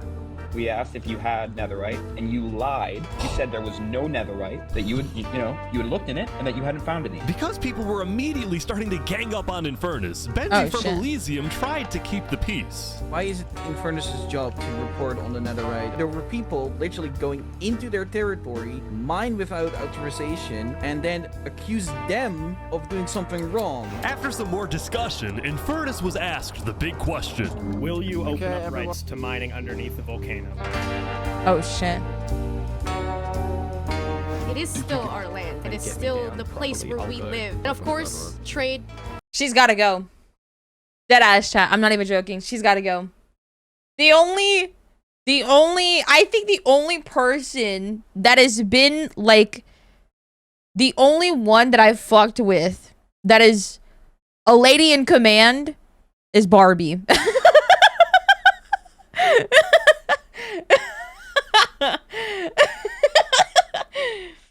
All the men just want to see the world burn. She's not even agreeing. This one right here is not even like standing on business like she says she is. And then Barbie's just partying. She's over there partying. I fuck with that. Cass is iffy. I'm slowly leaning to liking Cass. I'm just slowly leaning to be like, all right, I fuck with you. You know what I mean? Things like trade are important. The one thing I just don't like is like the world peace type shit. You know what I mean? Because I won't even lie. Flux kind of had a point. He was like, yeah, what if we keep resourcing these people, but then they use those resources to turn against us? You know what I mean? So it's just like... But then he went schizo and was like, oh yeah, but we gotta attack them first. Well, hold on now. You had me at the first half. You had me at the first half. What the fuck is happening? But in terms of opening up the volcano, it is an adamant no. And he doesn't like world peace because you can't use nukes. I know for a fact that we've all seen this. Whenever I'm invited to a Minecraft server, I go off and do my own thing in my own little world. Okay? We all know this. Whenever I get invited to a Minecraft server, I avoid the people, actually. And somehow they're drawn to me, and it's like, leave me alone. I'm right here. Leave me alone. I'm like, why? I'm awkward. Why are you interacting with me? Saying was unexpected. We have to humbly disagree with Infernus of not allowing anyone else to mine in the volcano. Oh. This is Island 1. We're all struggling against the nature and everything like that. Shouldn't we all be allowed to mine wherever we please? No way. Let's go. Yes. Hell yes. W Linguini. W. Soon, people started offering deals to Infernus. I believe we'd be open to give you resources since it is your land. But Seneca still said no. Damn. The volcano is still our sacred land. We don't want hundreds of people there mining and ravaging it. As a result, Linguini went even further. On the day one, Mario was here first on the Oh. volcano, and we were able to Oh shit. mine there, but it's not fair that no one else can mine. While your queen is over there with the diamond boots, some people don't even have any armor. Boots, man. Eventually, people started using scare tactics. That volcano is insanely active right now. It will most likely erupt within the next 2 days. I doubt it. No, that's sci-fi propaganda. That's propaganda. And so, after even more discussion, Westhelm made a final plea. We have a representative from every single nation on this island. You have an opportunity here to unite us all, or you have an opportunity to totally destroy that unitedness. But Seneca still wouldn't budge. For now, it's... They gotta, I'll look the other way if they have to, but they gotta do it. They gotta do it. I'll look the other way. I'll look the other way. Yeah. She's gotta go. Mario has a large chunk of territory in the volcano. The Linguini family declares independence from Infernus, and we will open mining to anybody who wants to mine.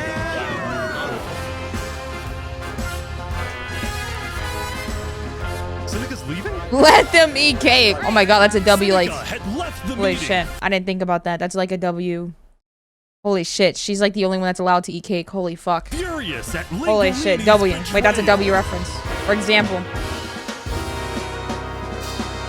I wish we had a better outcome, but this meeting's adjourned.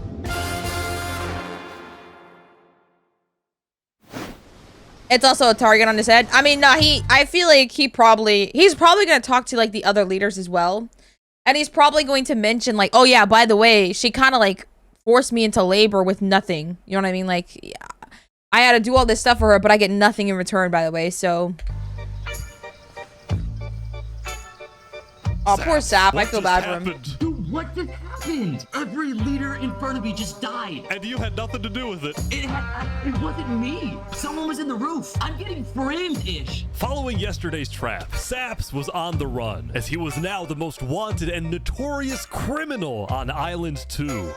I'm screwed. What am I supposed to do? He had no choice but to hide amongst the dense jungles and swamps of the southern island.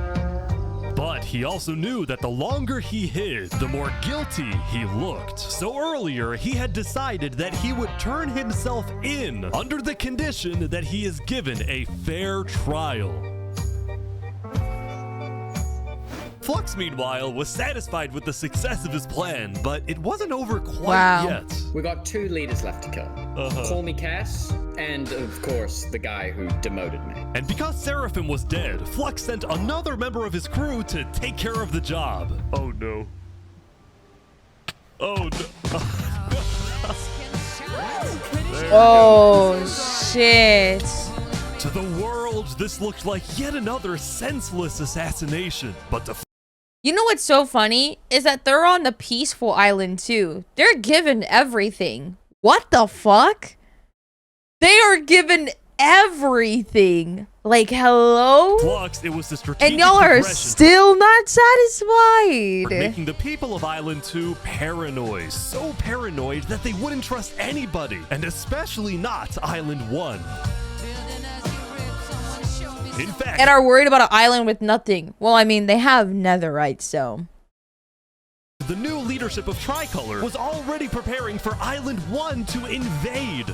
I think we should secure our nation, make sure we have plans when inevitable war and fighting starts. Sending aid to Island 1 was officially off the table. Damn. And the construction of the Luminara Bridge had come to a stop. After all these days, Flux's plan was finally working. Now, the Cass Coalition, meanwhile, hosted a diplomatic meeting on Day 6 to try and increase the morale of Island 2 before the border drops. Although Cass herself was too scared to attend the meeting. Understandable. I want to enter, but my members are telling me not to because there was an attempt on my life yesterday. Right. Because Cass was one of the last remaining major leaders on Island 2, she now had guards with her at all times. Here, I'll trade you armor. No. Why? I want to make sure you guys do not die. Please don't die. That said, everyone would soon be tuning into the trial of Saporada to find out whether Saps will be freed or executed. Several nations argued over who would get to host the trial, but the Commonwealth ended up winning. We've made this beautiful venue to show the world that the Commonwealth is still the strongest. What the fuck? I thought everybody from Commonwealth died, not gonna lie. But first... Down in the mines, they've all been searching for something. Oh shit. Down in the mines, why is it up here? They're moving the warden up. No. No, they're not. Wait, can you come back? They're bringing it to the surface. No. No.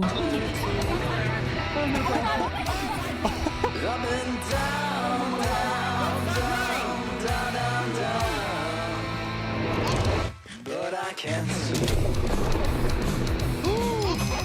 Wait, they made it rising lava? Down in the mine. So remember that discovery that Sidefall made? Well, it was a warden, also known as the most dangerous creature in all of Minecraft. Sidefall had then renamed the warden to Rising Lava, so that when he was accidentally killed by it, the entirety of Island 1 went into a panic.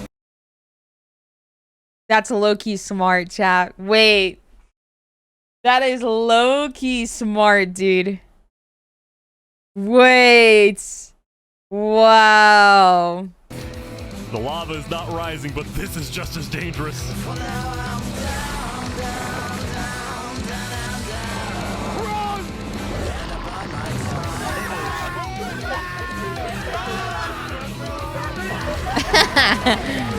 The warden had been unleashed onto Island 1, going from place to place, terrorizing civilizations.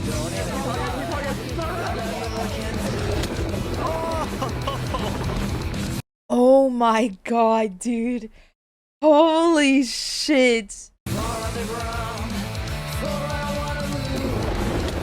Oh my god. Dude, how is anyone gonna stop this? Until eventually it got to West Helm. But the West Helm army was ready. Underground. Ready? Aim! Fire!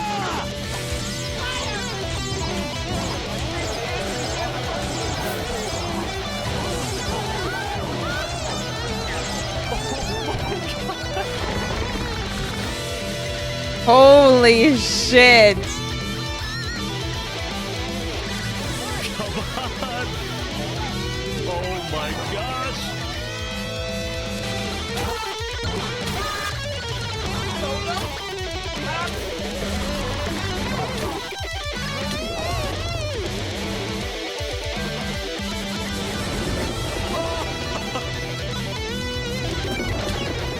Welcome to West Helm. Revy's place?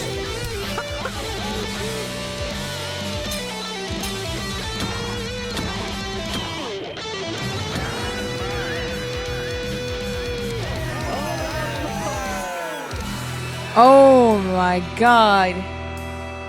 W,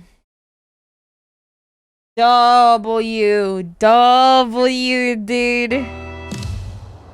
Wow.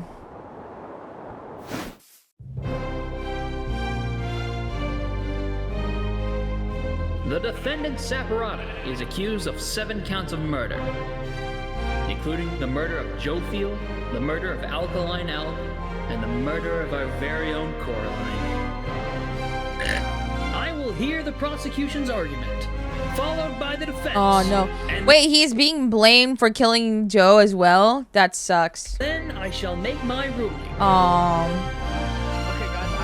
Hello, please no kill.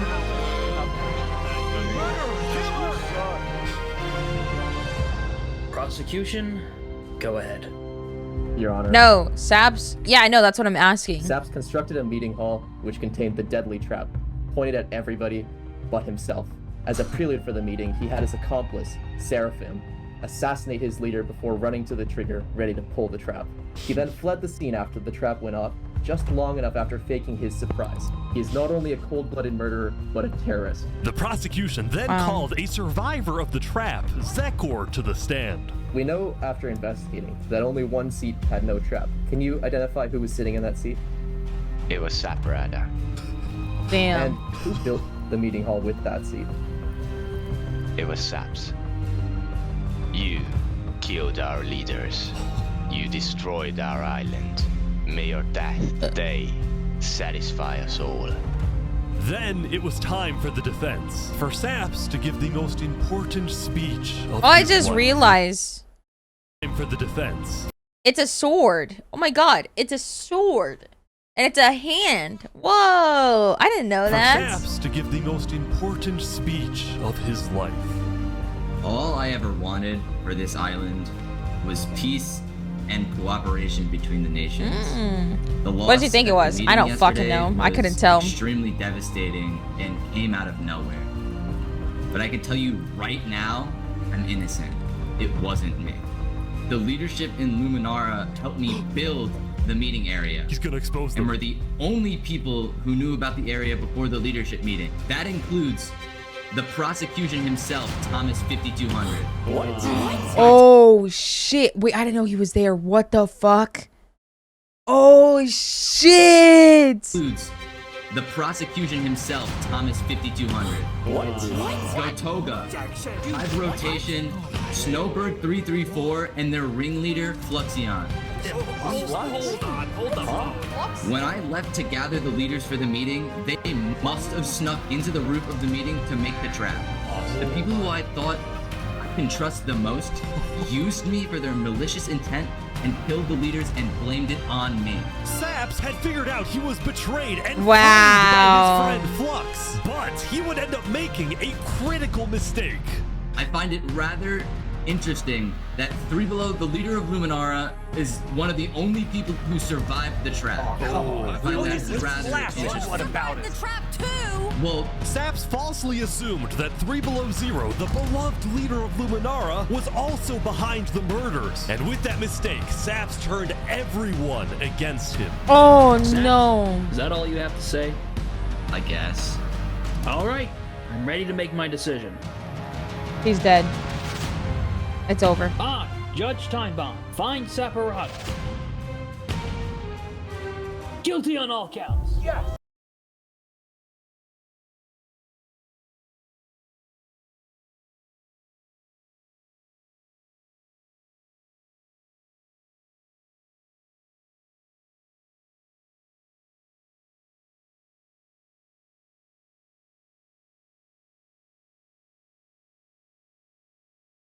Damn.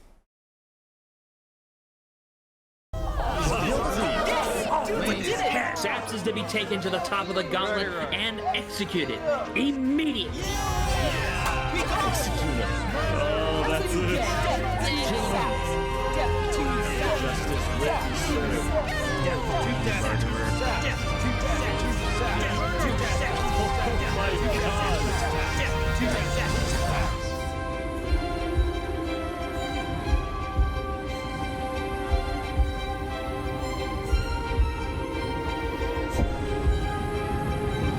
Dang, dude, it's over.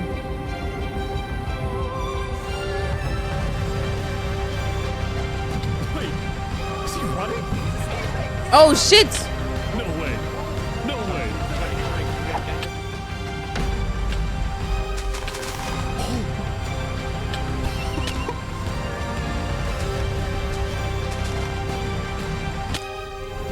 Oh, fall damage. Oh no, he's dead. It's over.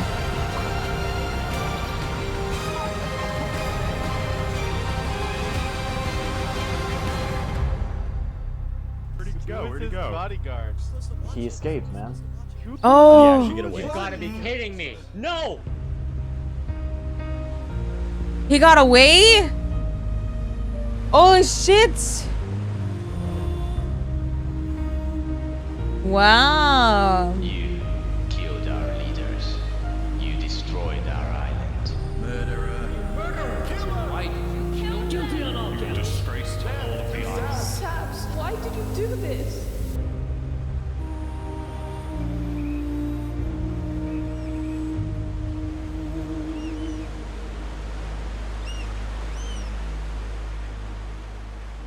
Poor dude.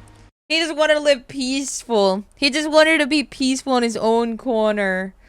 Oh man, dude. Dang.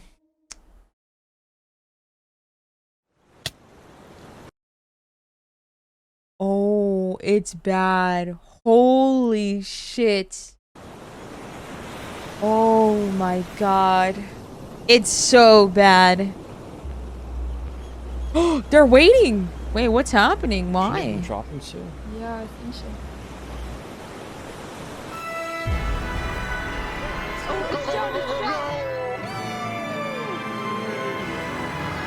It was day 7, which means the border had officially dropped. At first, people were kind of in awe. Whoa, this is beautiful. Going from one island to another after all this time was a major culture shock. Is this Island 1? Whoa. And as expected, Island 1 people immediately started taking resources from Island 2. They're taking the sheep. But the flow of resources wasn't all in one direction. We're probably gonna take some gravel back to Island 2. We don't have a lot of it. Still, as people from the 2 islands started meeting for the first time, they were surprisingly friendly to each other. Like these two who made a tunnel connecting the islands from underground. This is amazing! Aww. Island 1 and Island 2. For the longest time, Island 2 feared an invasion by Island 1. But on day 7, that fear completely disappeared. It became very clear that Island 1 had no interest in war. Instead, they were just happy that they could finally enjoy Island 2 for themselves. The water isn't boiling. That said, at the beginning of day 7, Lingolini made a big decision. Oh no, is he gonna kill the queen? He had decided to move out of the volcano and relocate his entire mafia to Island 2. See, this is much more organized than Island 1. After yesterday's netherite meeting, which got a little heated, Lingolini had legitimate fears that Infernus might seek revenge against him. So, hoping to live a more peaceful life, Lingolini went far away and settled in the Cass Coalition. So you're the leader of a mafia, I've heard? Yes, we are, but we might do some rebranding over here. Are you guys like violent?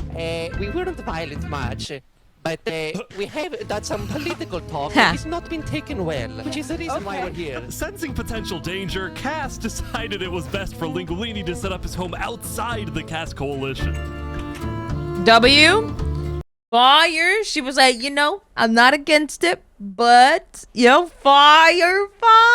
I fuck with her. Said, the Cass Coalition was now bigger than ever before. On day 7, Cass hosted a funeral for the deceased Wood Daddy, and over 100 people across both islands showed up. Wow. We are gathered here today in the cherished memory of Wood Daddy, a beacon of kindness in our community. While Cass's influence grew, the Commonwealth was in shambles. Saps' trial yesterday was a disaster for the Commonwealth. Island 2 had entrusted the Commonwealth to run the trial of Saps. So when Saps escaped his execution, people lost all faith in the Commonwealth, which at one point was the most powerful civilization in the world. On day 7, most of the Commonwealth leaders resigned, leaving just one player, Sitzkrieg, as the sole ruler of the Commonwealth. We're actively searching for Saps right now. We will restore honor to the Commonwealth. One of Sitzkrieg's biggest goals was to find and kill Saps, but his other big goal was to regrow the Commonwealth's population, which by this point had shrunk by a lot. So he sent out a lot of public invites, especially to the people of Island 1, and it actually did work, until one of the people who moved in was Knight Arcturus, the lead builder of Westhelm, who had to flee from Westhelm because Spood had found out about his secret plans for revolution.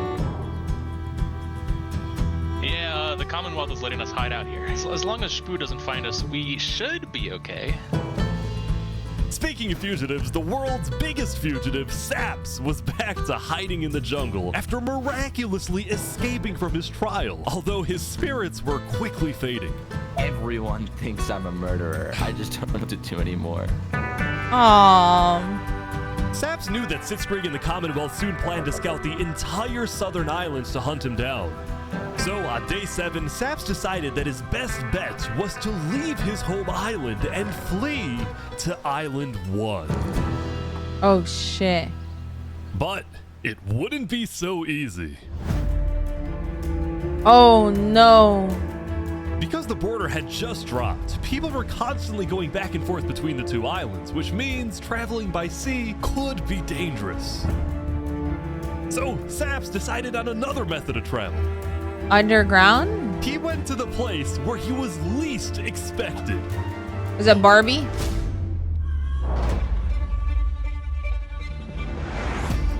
He's trying to use the bridge. No way. No way.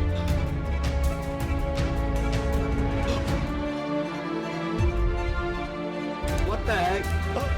What are you doing, bro?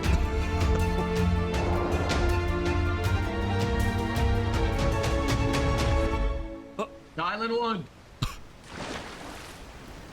Now, instead of chasing Saps, the Luminara builders instead retreated to inform everyone else that Saps was on his way to Island 1. Why would you yell it out? Quickly sailed the rest of the way to the other island, although what happened next was unexpected. Oh, there he is. Hey, buddy. Whoa. You scared the crap out of me. Am I allowed to touch this water? Oh no, he's gonna die. No, it's good. On the south side of the island, it's safe. It turns out earlier, Saps had reached out to a bunch of people on Island 1, offering them 2 stacks of diamonds if they give him a safe place to hide. And out of all people to accept his offer, it was Turntap, the leader of the Covenant, the most feared and militaristic civilization on Island 1. How was the trip? I ran across the giant bridge that Luminar is building, and like all of Luminar was there. When Saps and Turntap finally arrived at the Covenant, Oh, Turntap no. immediately distributed Saps' diamonds to the Covenant army. But then, in a surprising move, he sent them out on a secret mission. What? Turntap had sent the Covenant hit squad to Island 2, but not to accomplish a goal for the Covenant per se, but actually upon the request of Infernus. No. No. No. They're gonna kill him. No. No. Linguini betrayed us, humiliated us. He ruined our sacred land. Yesterday, Lingolini had... But he was right. He was right, though. What? Chat, he was right. Opened up the volcano for netherite mining, and as such, people from all across Island 1 had started mining in the volcano. And even though Lingolini had now moved out of the volcano, Sinica felt that since people were already mining, she had no choice but to let them stay.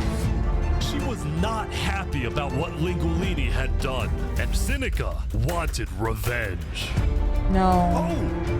They're killing the entire mafia. Another one down, baby! Oh my god. Now, the reason the Covenant was willing to do Sinica's bidding wasn't just because she let them mine for netherite before anyone else. But because as a civilization that values honor and loyalty, the Covenant didn't appreciate how Lingolini so publicly betrayed Infernus. Dog, I would have done the same shit too. I'd be like, dog, there's no way. This isn't even your land. You just came in here to dictate. What the fuck? They found No. No. It's over. No. No. No. No. Aww. Hey, you ever thought about diplomacy? We could have had Island 1 at peace and world peace, and we still can, really. Oh, here they go. No. But over my grave, he will not be a part of it. Oh, they've got him. They've got him. It's over. Mamma mia!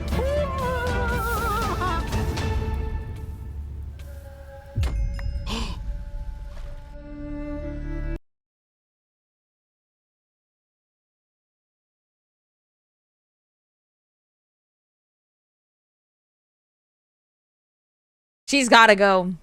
She's actually gotta go. It's not even her land. She was there. He was there first. What? She's gotta go, chats. Oh my god. She's actually gotta go. Had massacred the Lingolini Mafia. Before anyone could retaliate, the Blue Cross announced they would schedule a hearing, calling on the Covenant to explain what they had done.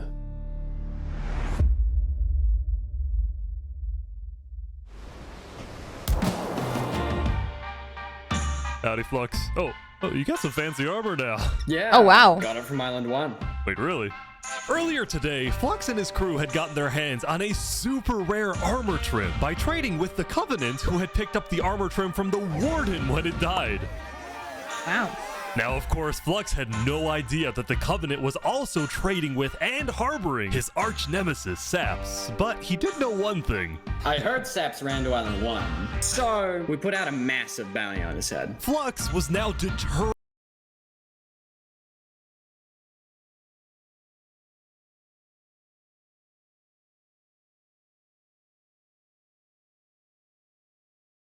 Why can't anybody have peace? Why is no one allowed peace?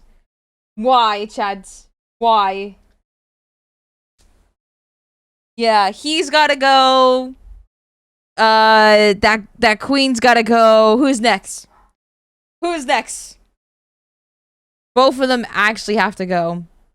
Oh my god. Determines to have Saps killed because Saps was the only other person in the world who knew that Flux was behind the murders of all the Island 2 leaders. Basically, if Saps dies, Flux gets away with everything. And ideally, the sooner Saps dies, the better because of incidents like yesterday. That includes the prosecution himself and their ringleader, Fluxion. Fortunately for Flux, it didn't seem like anyone at the trial believed Saps. If anything, Saps' accusation only made people hate him more, especially the people of Luminara, who weren't happy that Saps accused some of their fellow citizens. What do you want to do to Saps? Kill on site. We hunted him down the other day. We couldn't find All I hear is a bunch of sheeps, bro. him, but we have speculation of where he is. After the murder of their beloved leader 3 Below Zero, Luminara soon planned to host an election, and the current frontrunner was a player named Legacy. Me and my parrot, we've just been going around to different houses, knocking on doors. I think we're gonna win this thing. For a moment, Flux also considered a run for leader, although he had basically already accomplished everything he wanted to do. Look, no matter what people say, Island 1 was planning to invade us. They would have just walked right ahead.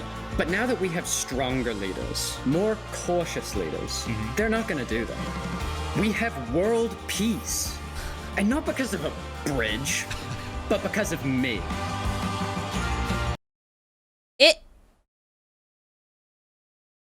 I love how delusional these people are. Yeah, we have world peace, but I'm killing anyone that's in my way.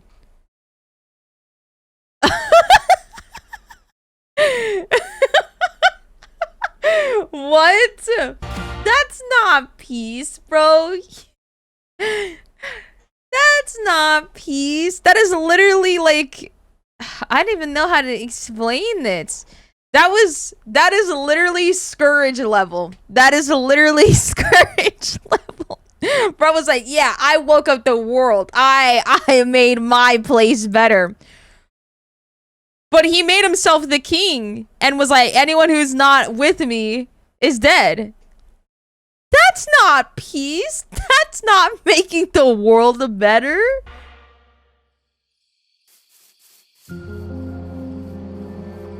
Since the beginning, Flux's philosophy was simple. You can never show kindness to your enemy if your enemy wishes to destroy you. If you build a bridge, they'll use it to invade you. If you offer them aid, they'll use it to kill you. This is why Flux believed it was necessary to eliminate the Island 2 leaders who wished to be kind. Who said that, Sun Tzu? But the cost of their deaths was devastating. The people of Tricolor still mourned Jofiel, building a massive statue to honor their deceased leader. We've just been trying to focus on restabilizing our nation. Obviously, the passing of Jofiel hit us pretty hard. Meanwhile, the people of Aperion had How much is there left? Literally an hour. Leader, but Aperion was never quite the same after the death of Alkaline Elk. The people of the Commonwealth were also in shambles, having a much smaller civilization than they started with. And even though there was some peace on Island 2, people didn't feel a sense of calm, but instead a sense of unease and revenge. They needed closure, and they were determined to kill the person who they believed murdered the leaders they loved. Saps knew that it was only a matter of time before someone hunts him down, or someone in the Covenant betrays him to collect the massive bounty on his head. So Saps made a last-ditch effort to try and get a strong ally for his cause. He asked Turntap to take him to the largest nation on Island 1.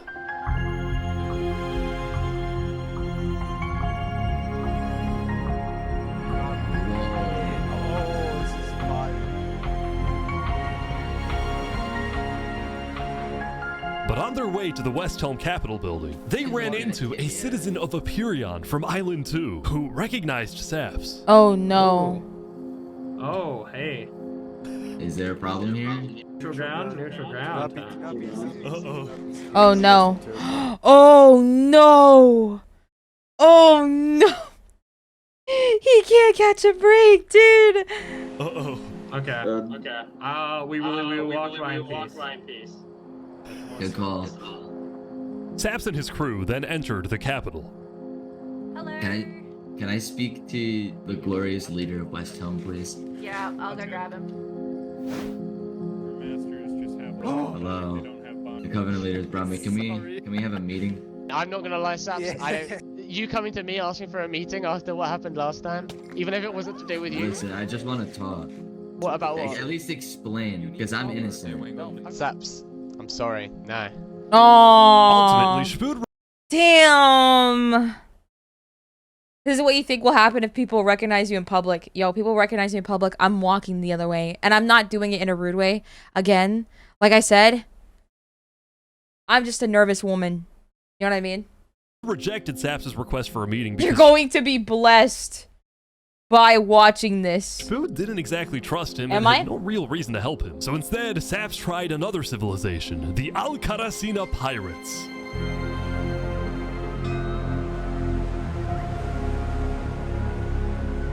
Oh shit, Although when the he pirates. arrived, things felt a little off. Now, since you're here, you have to drop all your gear. I'm just kidding. Well, about that. wherever you think is this option. Oh shit. Any of you guys would get killed for something that I'm being framed for, you know? But then, suddenly, Yeah. Need to leave? What? Yeah. Sorry, what? where's he going? Turntap had realized that the pirates were planning to kill Saps to collect the massive bounty on his head. So he told Saps to run. What's going on? 1 sec. You gotta go back to Covenant like immediately. We probably shouldn't have come out here. Now, on their way back to the Covenants, Turntap suddenly started acting suspicious himself. Are we safe? Is everything fine? What's going on? We can go back to Covenant right now. You need to tell me what's going on or I'm not coming with you. Dude, either like you can handle this on your own, or like just.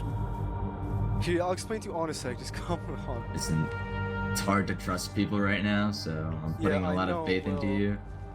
Oh This is so no. suspicious. As Saps Oh no, please, please, please don't do ran, this. he pondered his choices. Either he puts his life in the hands of Turntap, who may be wanting to kill him and collect the bounty for himself, or he runs away. Now.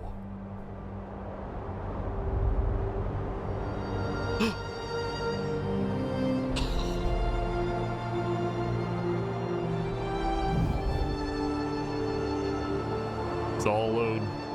Wow. Saps then climbed the mountains of Island 1, escaping from the last remaining person he thought he could trust. He was now all alone in a world of people who hated him and wanted him dead.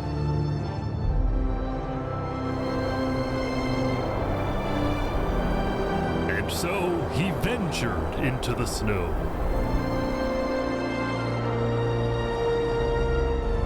And started collecting blocks. Yes. Yo, the snow is your best friend, bro. Holy shit. That's immediately where I go whenever I'm like, that is like the first thing I think of. It's like, okay, I got invited to a server. I'm going to the snow because not many people like to be in the snowy biome. So let's go. Oh, dude. And started collecting blocks. Oh. Saps, what are you doing? I can't trust anybody. Flux won. He completely won. There's just no point anymore.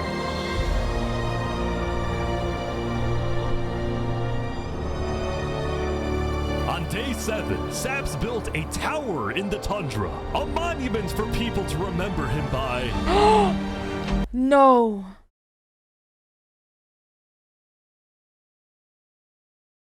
No. And he planned to jump off. No.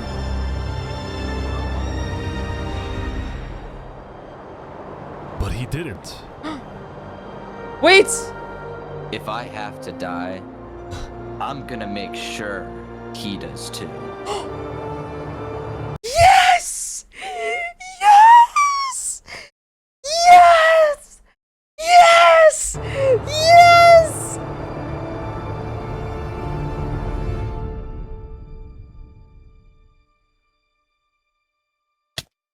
Wow.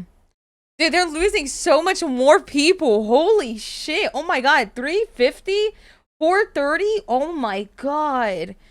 Oh, dude, they are losing so many people, chat. Holy fuck.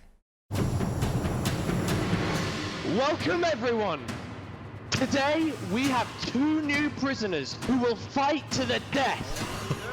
Fire. Minutes, you are charged with the attempted murder of several innocent West Helm farmers.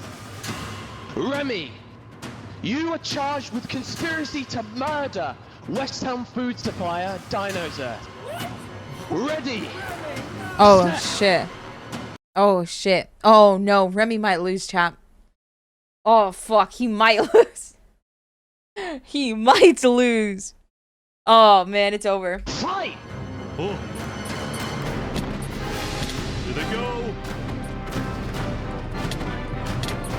Look at that swing. Wait, some guy jumped in. Oh.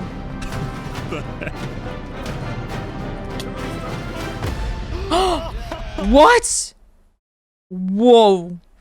That's I was not expecting that. What?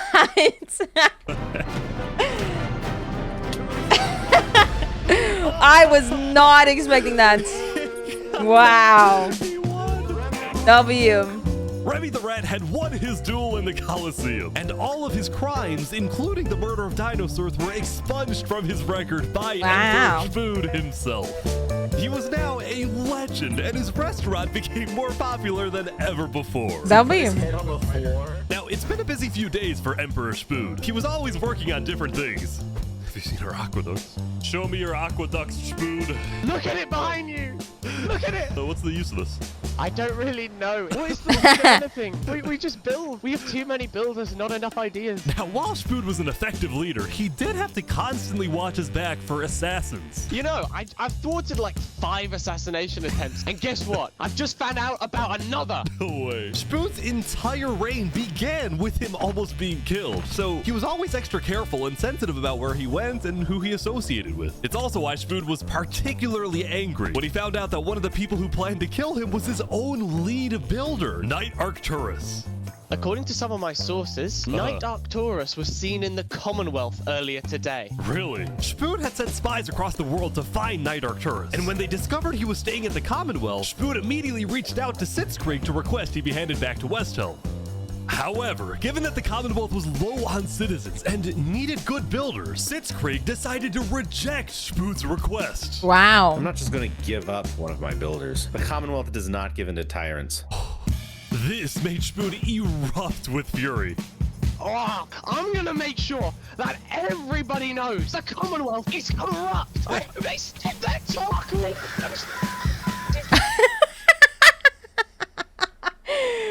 Oh my god. Holy shit. Yo. He reminds me of Samato. With fury. Oh, I'm gonna make sure that everybody knows the Commonwealth is corrupt. They stop that talk. No. No, we just finished the 7th hour. No. Right. Thank you. Thank you for the gift. Thank you.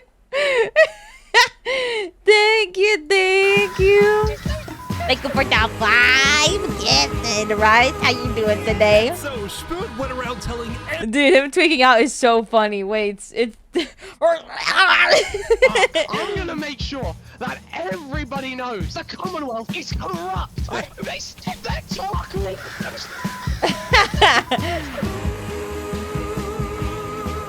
Is Samato like that? Yeah, whenever I talk my shit, yeah. I'm like, fuck you, Samato. God damn it, Annie!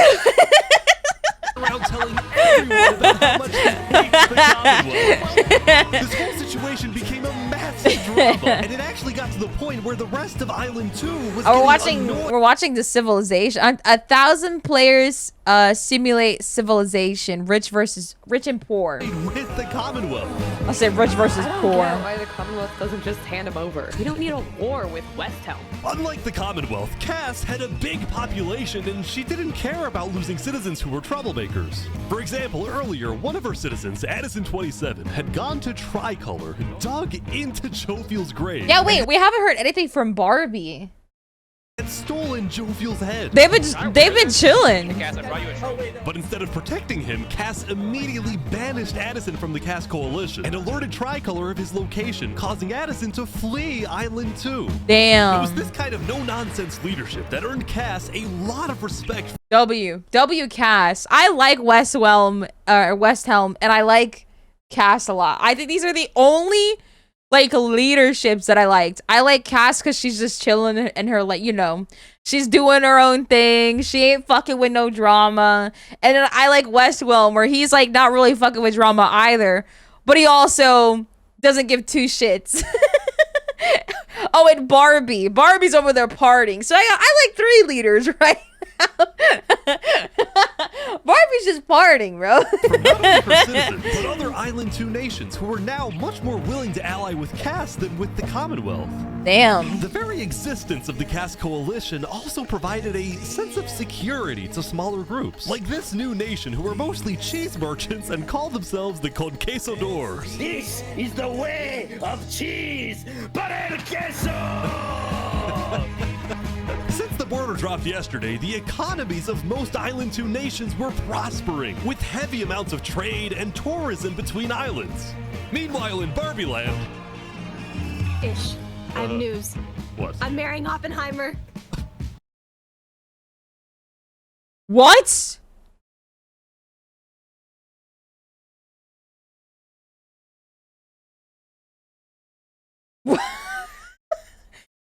Wait, isn't this the guy that tried to kill her? Enemies to lovers? What?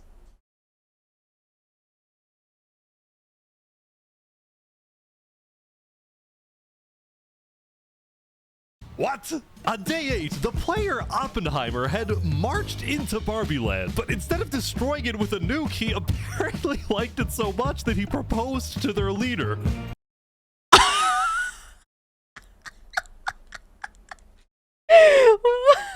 What? I'm sorry. I have news. I'm sorry. marrying Oppenheimer.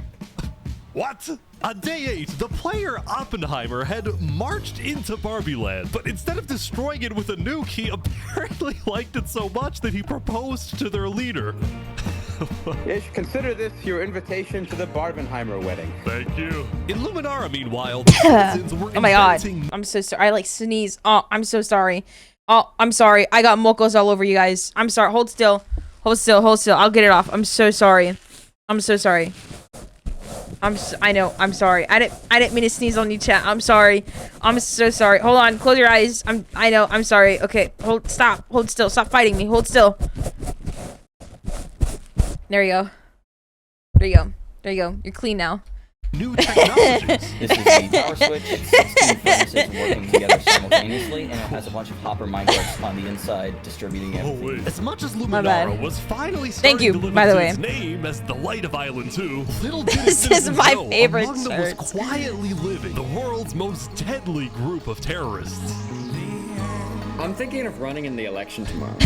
Legacy's pretty Oh popular, but no. I'm not. Oh no. I'm not worried. Oh no. Someone's got to assassinate him. He's got to go. I'm sorry. He has to go. Someone has to Seemed get like Flux. each of the Island 2 nations had their own separate goals. They were all still united under one mission: to find and kill Saps. In fact, by day 8, Luminara had told all of the other nations that Saps had fled to Island 1, and some nations were already preparing to send out hit squads later today. But Island 1, meanwhile, was currently dealing with a whole other political drama: the murder of Linguini. I cannot conceive how we are being this civil about this. They came in, they found him in the hole, they drowned him in lava. This player, Vietnam, was one of the few remaining survivors in the Linguini Mafia. Vietnam had escaped the Covenant's attack and wanted to get revenge against the Covenant, but was finding it surprisingly difficult to gather support. See, while the Blue Cross condemned the Covenant, nobody was brave enough to declare war on them. People feared the Covenant and its army, which is why Seneca secretly asked them to do the deed instead of doing it herself. If people knew that she was behind the attack, she would be in big trouble. But for now, nobody would face any consequences for the massacre of the Lingulini Mafia.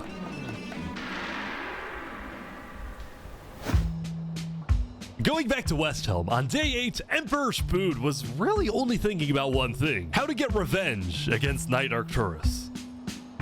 After the Commonwealth rejected Spood's extradition request, Spood's initial reaction was to begin preparing for war.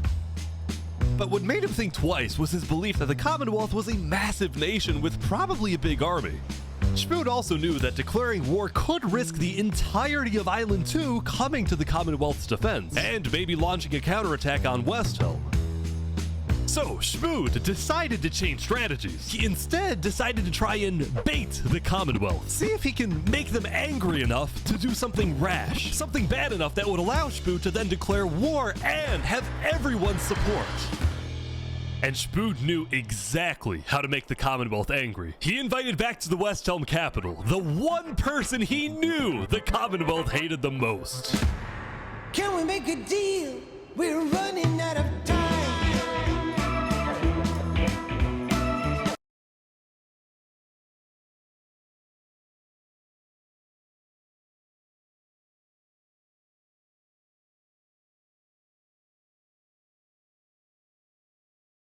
Fire.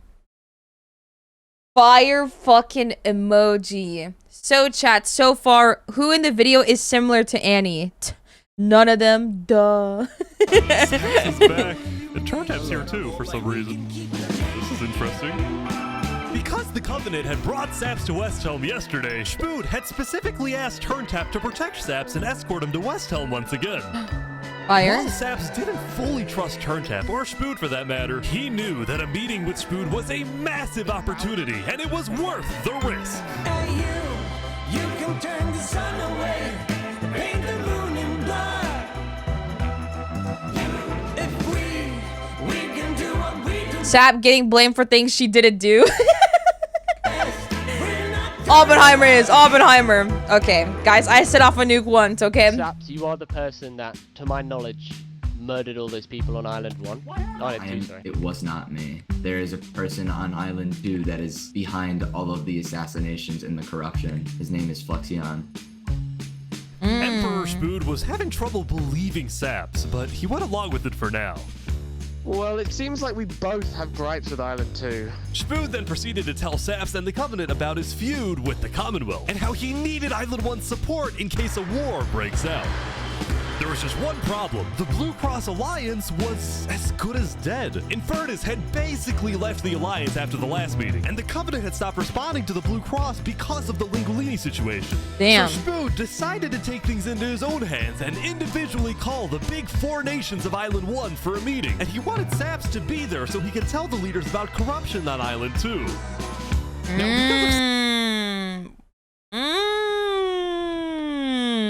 Saps' reputation, Seneca and Benji were hesitant. But as long as the meeting was in a wide open area without a roof, they decided they would go. Fire. So you turned the sun away.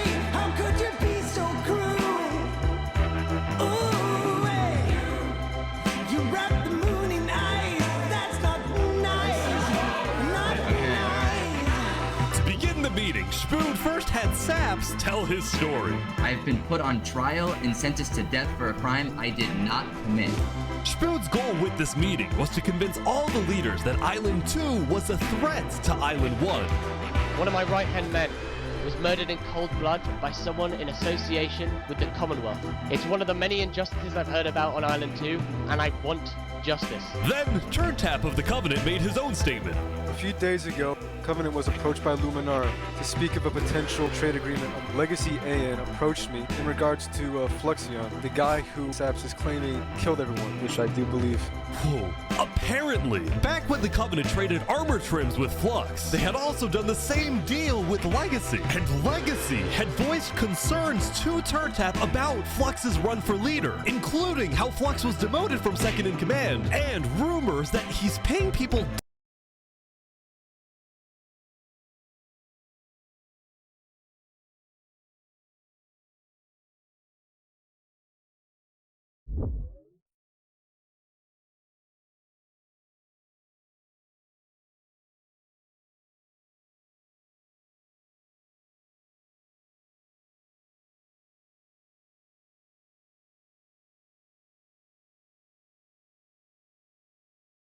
Chat, we eat cake!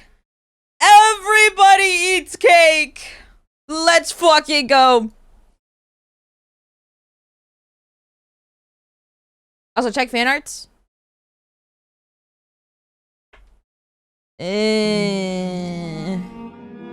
Whoa, this is sick! What the fuck? What the fuck?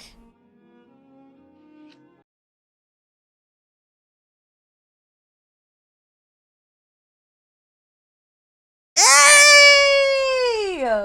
This is fire!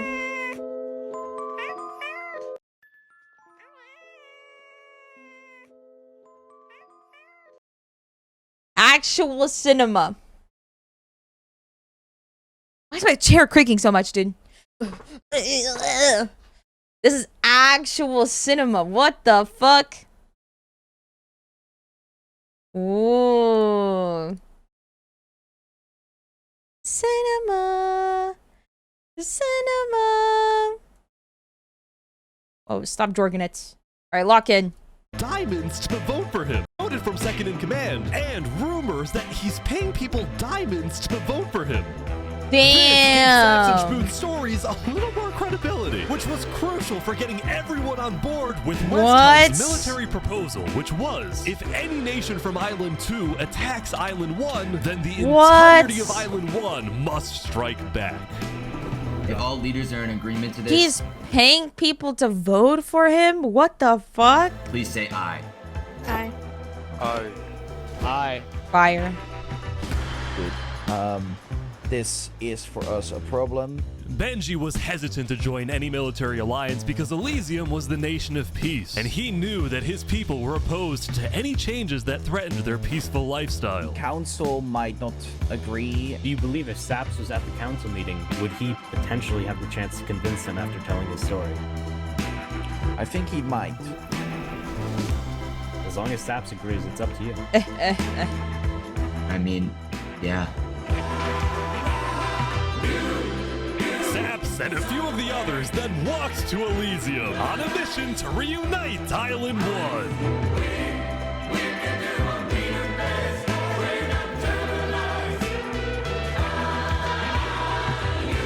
I have been framed for the mass assassination of Island 2 leaders by Fluxion and his conspirator.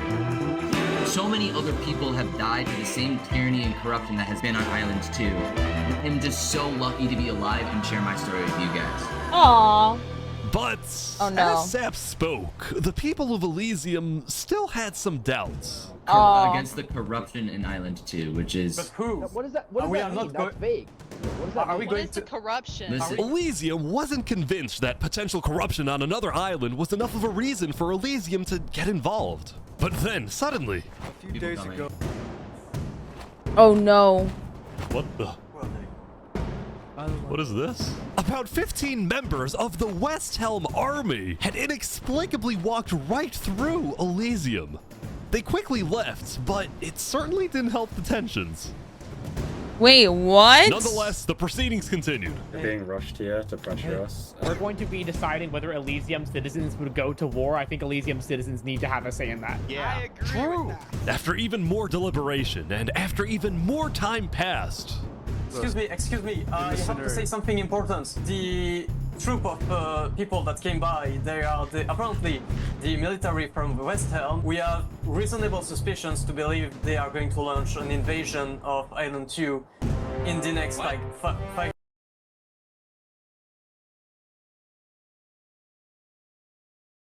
Oh my god. minutes. I do not know. What are you talking? Emperor Spood had grown impatient. After W. Spider informed him that progress was stalling, Spood had decided to send a squadron of the West Helm army into the Commonwealth's territory to find and arrest Knight Arcturus. Oh boy, they're almost there, I think. Oh my god.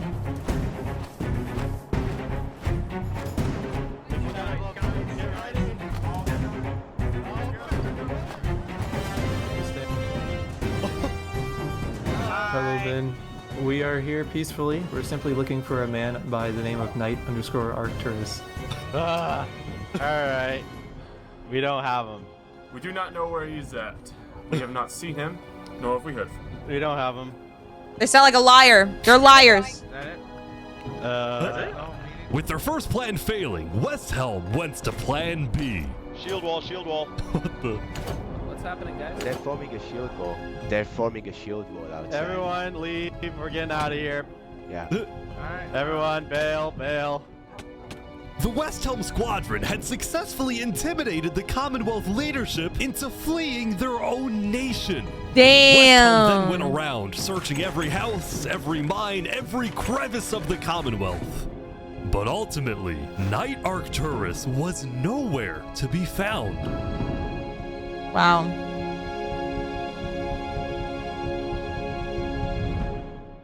Wow. Meanwhile, at the Cask Coalition.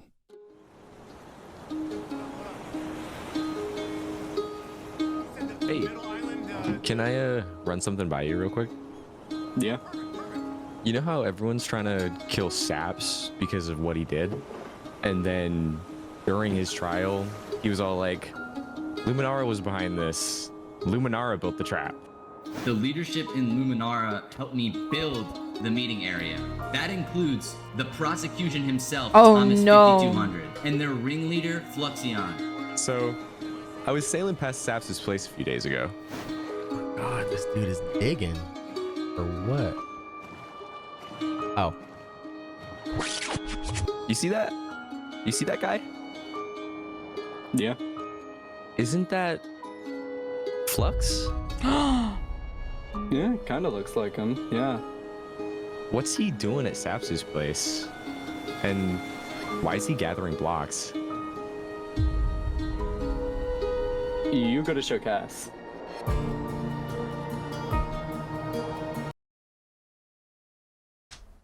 Now they listen to him. Now they listen to him. Bro, what? What? What do you think? Interesting.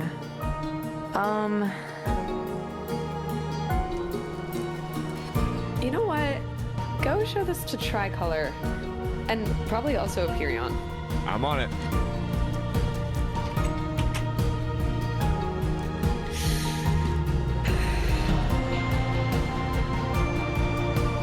A citizen of the Cask Coalition had been reviewing his old video footage when Did he the happened shots? to notice. Oh my god, I'm not even gonna lie. The shots that they get are actual cinema. Holy. How many people did they hire to be like a recorder? Flux digging for sand. Holy shit. In Saps' roof. So many goddamn angles. On its own, this wasn't the best evidence. But for some people, They're like, yeah, you gotta do B-roll footage. You, and you. Holy fuck, dude. raise some questions.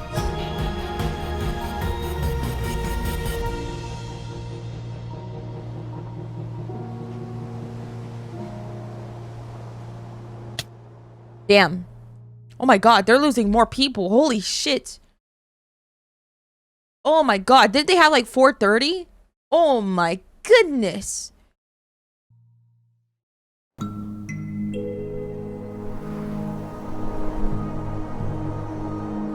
Yesterday, Saps had spent the day getting brought into meetings with the most important people on Island 1, and he didn't really know what to make of this. Oh no. In one sense, he was incredibly lucky to finally have some support. But he also questioned how real this support is and who he can really trust. See, Saps knew that the Covenant generally did not like the people of Island 2, The Covenant believed that Island 1 was the supreme island with better culture, customs, and traditions. They were also known to be ruthless, having massacred the entire Lingolini Mafia. It's why Saps was suspicious of Turntap's offer to continue protecting him, especially after he ran away. But Saps knew he needed powerful allies as world tensions were ramping up. When Spoon invaded the Commonwealth yesterday, he got a lot of criticism, mostly from his own neighbors who were blindsided by the move. Spoon could have dragged all my people into war. Elysium is a nation of peace. Like that, any hope for a Big Four alliance was basically dead, especially since the other nations were now dealing with problems of their own. Oh shit. She's Earlier gotta die. yesterday, Queen Seneca had found out that Elysium's newspaper, Daybreak Media, had somehow found out that she had directed the Covenant to kill Lingolini.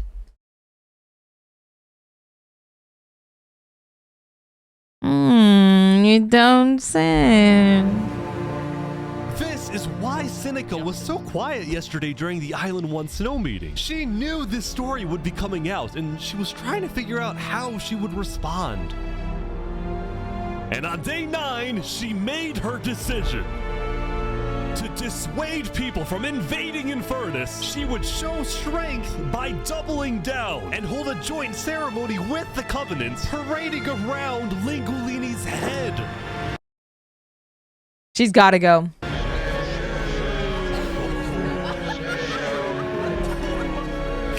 Ain't no way. Panda, thank you for the tier 1. 39 months. What the like being old.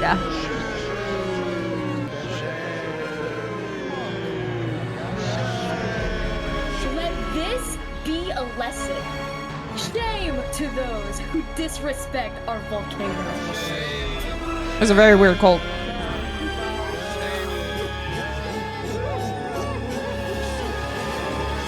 Meanwhile, on the other side of the island, the Blue Cross was hosting a meeting.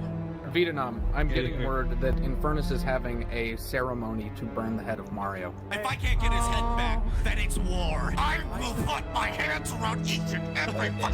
The leaders and representatives. Oh my god. Holy shit. Oh my god. Oh my god. He's tweaking out. Meanwhile, on the other side of the island, the Blue Cross was hosting a meeting. Vietnam, I'm getting word that Infernus is having a ceremony to burn the Crazy name, by the way. head of Mario. If I can't get his head back, then it's war. I will put my hands around each and every one.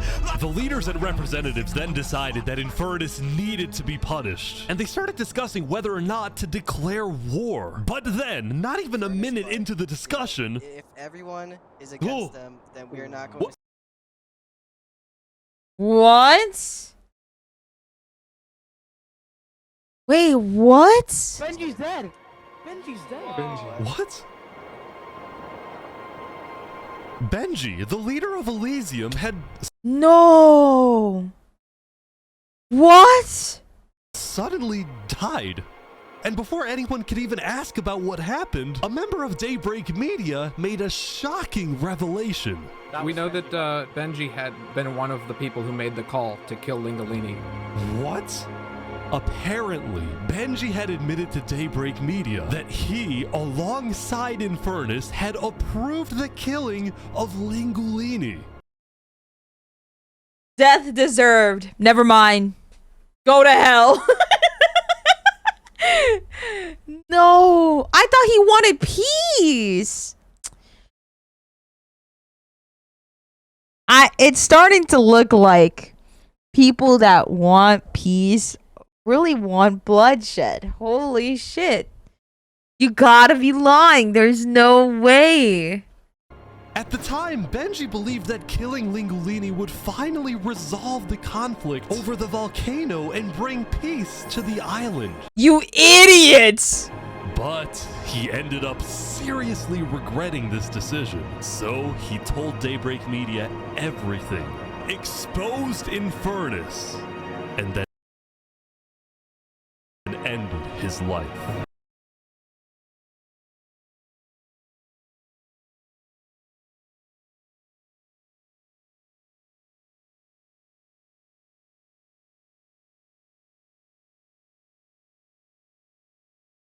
What? What?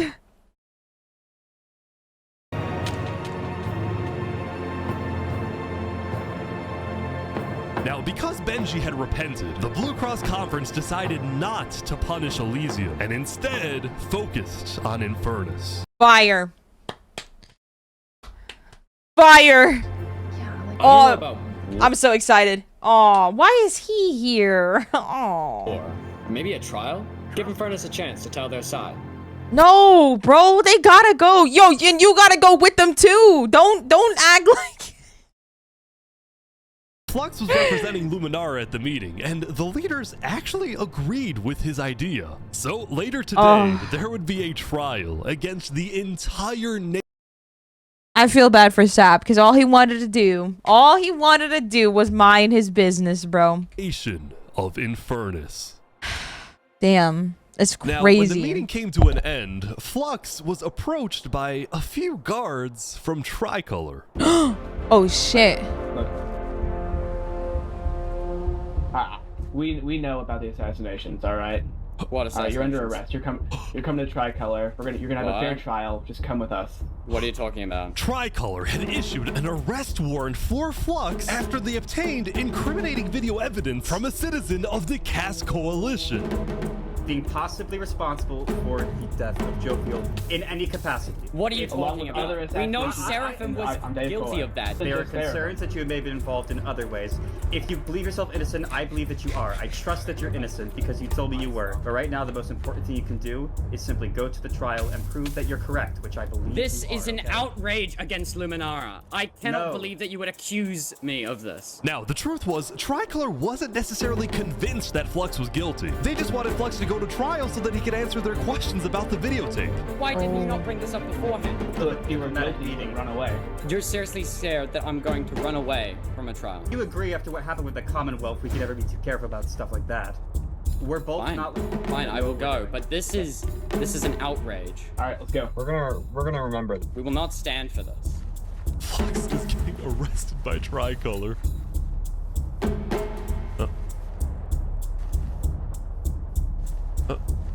He's like stopping every few seconds. He's messaging somebody. Don't worry about it.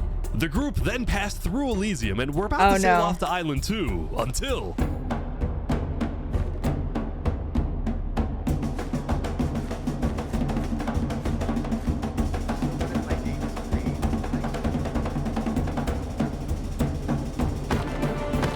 Oh, hey, what is this? What? Wait, Flux is getting away? It turned out Flux had secretly told a member of his own crew to come and attack him so that he could run away from his arrest without looking guilty. They should just kill him on the spot. There was like, what, 10 of them? And only one of him? They could have killed him on the spot. Just saying. Just saying. Just fucking saying, dude. Come on. When Flux returned to Luminara, his whole world had flipped upside down. He believed he had covered all his tracks, that he had gotten away with everything. But for now, he had to remain calm and decide on his next move. Legacy. Yeah? We've just been informed that you have ties to the Covenant, and they're working with Saps the Traitor. So the problem is, we're afraid you're a national security threat. You have two choices right now. You either drop out of the election this instant, or we can do this the hard way. Oh, that's tough. Alright.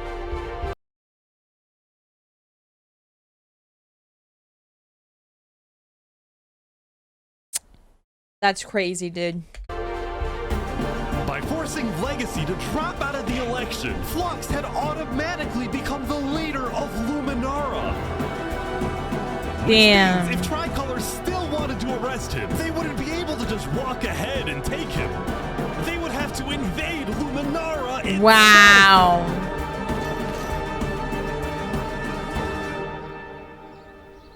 Dang.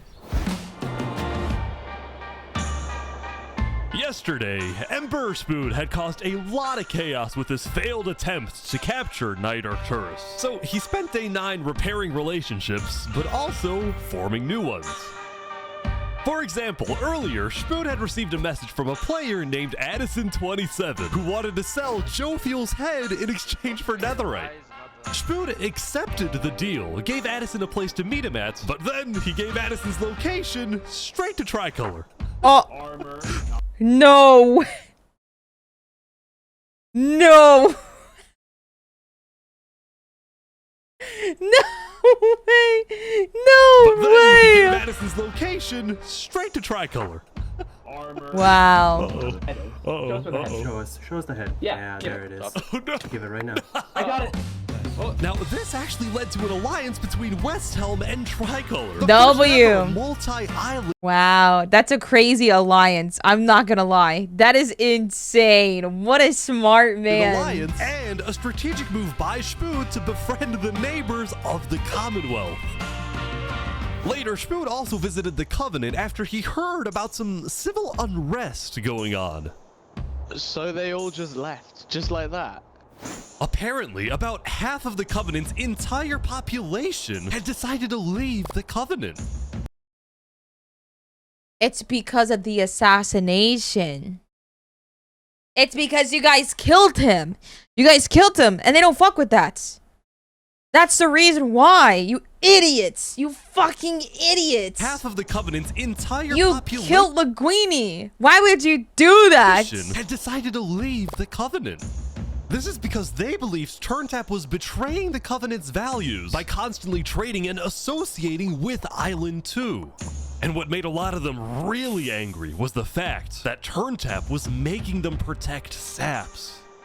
See, originally, Turntap had only brought Saps in to get diamonds for his army. But the more he heard about Saps' story, the more he became captivated by Saps and wanted to help him. In fact, the reason Turntap had acted strangely on day 7 wasn't because he was thinking about killing Saps. It was because he had just saved Saps from the Alcaracina pirates, and he was worried that the pirates would attack the Covenant in retaliation. Anyway. Well, also, you guys suck, though. Oh my god, now dude. that Turntap had the pirates against him, as well as much of the Covenant forces, which Turntap himself had trained to be ruthless, it's fair to say that his life was in grave danger. But before he and Spoon could figure out a solution, the Covenant suddenly had a surprise visitor. Come here, you're under arrest. Uh-oh. Yo, they're trying to kill me? You killed our leaders. You destroyed our island. After days upon days of searching, the Commonwealth had finally found Saps. It's literally the guy. Saps is now hiding. This player, Zekor, was now the main diplomat of the Commonwealth, and he knew that this was his opportunity to finally kill Saps. The last thing he needed to do was to convince Spood to hand Saps over. Oh no. Come here. Wait, is it just one person? Please, let's have a talk. Let's have a chat. And are you a friend of this criminal behind you? Alright, could you guys come inside? Oh boy. Here we go. Oh no. We can put all of our fighting behind us. I propose a trade. You give me Saparada, and the Commonwealth gives you Knight Arcturus. Oh wow. RT for Saps. I mean, where would this happen? It's over. Oh no. It's over. It's over. You can let us take Saparada now, and then we can kill Arcturus for you. No, don't kill him. He What? needs to fight in the Colosseum. Alright, we can make that work as well. Wait, so you're saying you know where he is? It's interesting because Sitzkrieg said he didn't. Okay. We don't have him. We do not know where he's at. Look, he comes back every now and then. We'll find him. Really? Is that so? Oh, Why would I shit. lie? So you'll find him for me. Spood, don't do this. Look, Spood, I have to be honest. I am shocked that you're defending this criminal. Either you accept this deal right now, or I tell everyone from back home that you're harboring Saparade. They'll all declare war on you, and this will be the end of Westhelm.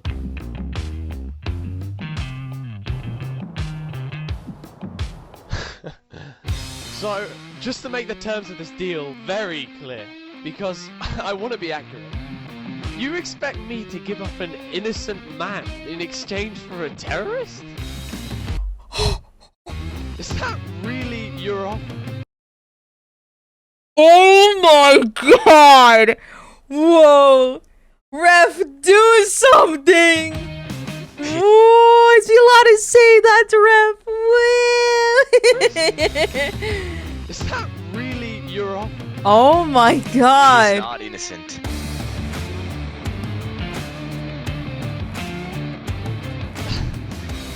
Alright. Yo, you gotta kill him. You gotta kill him now. Get out. Now.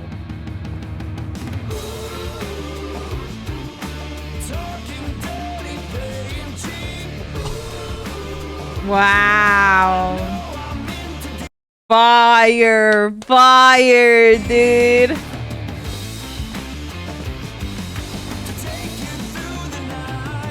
Wow. Actual fire, chat. Holy shit. Soon, it would be time for the trial of Infernus, which had become a very anticipated event because Seneca had told everyone that she actually planned to attend.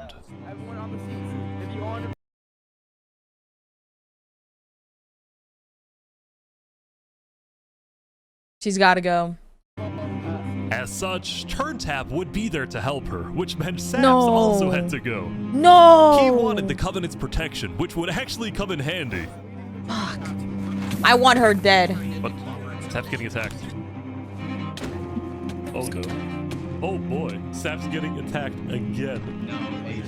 The attacker was taken out immediately by the Covenant, but this led to another problem. We need to know whether we should keep Infernus in the area. We are worried about assassinations. Not going in a building, we're having this outside. Seneca and the rest of Infernus had arrived, but were refusing to enter the courthouse because of safety concerns. Infernus is saying outside or nothing. They're not going in. And as expected, people were quickly becoming impatient. I have to stand here for 5 more minutes. I'm gonna pull all my hair out. Let's come inside. These people don't have the ability to come in this building. The trial hadn't even begun and things were already out of control, and then... Oh no. Oh no. Oh no.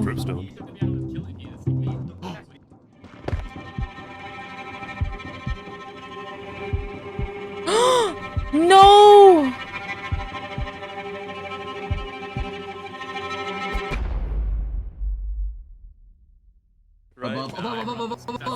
Oh!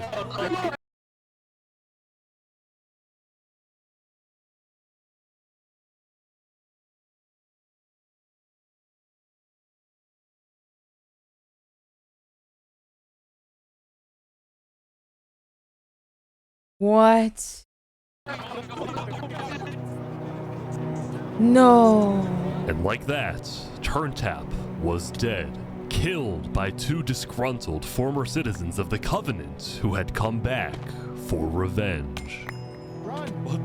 They're trying to kill us. Burn us back to the castle. Queen Seneca directed her people and all the remaining Covenant forces, who were now leaderless, to retreat to the Infernus Castle.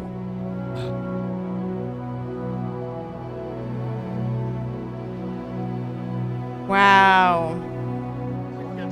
Both Infernus and the Covenant were eventually found guilty of murdering the Lingolini Mafia. But now that Seneca had adopted the entire Covenant army with all of its netherite weaponry, it would be impossible to try and arrest anyone. Saps, meanwhile, was abandoned at the courthouse, so he ran all the way to Westhelm to Emperor Schmood, who was apparently dealing with a new political crisis. Oh my god.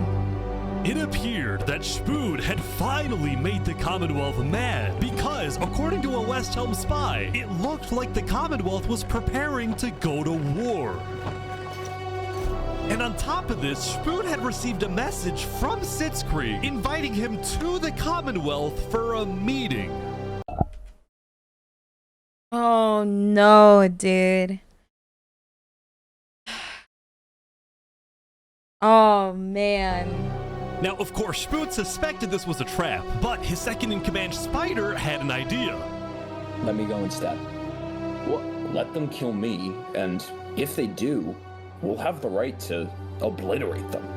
Basically, if Spider goes to this meeting and actually gets killed, then in the eyes of the world, this will give Westhelm permission to finally wipe the Commonwealth off the map.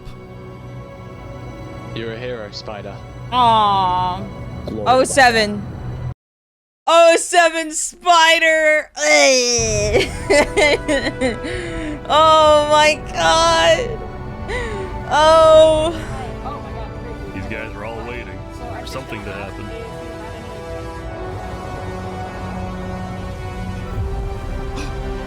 Oh my god. This is it.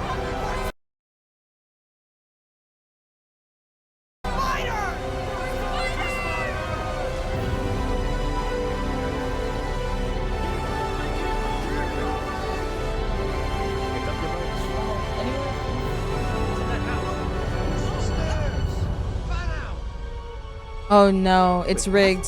Where is everyone? No. No, it's rigged. No, no. Please say you're lying. The Commonwealth had been completely abandoned. See, after Zekor's meeting with Schmood, Sitzkrieg had tried to rally all of Island 2 against Westhelm, but not a single nation joined him. Is he running? Throughout its days, the Commonwealth had faced chaos, infighting, global humiliation, and now Sitzkrieg was utterly defeated. Wow. So, as a final jab against Westhelm, Sitzkrieg decided to kill Spider before dissolving the Commonwealth once and for all.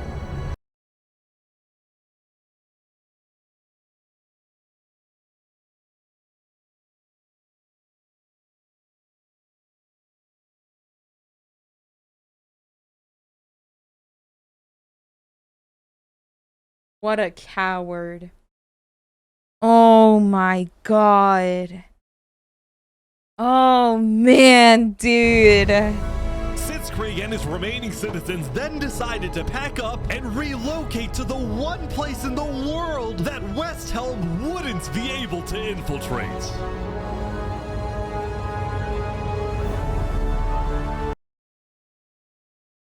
What a bunch of pussies.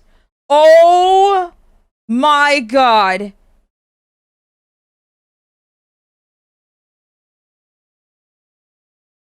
Oh my god.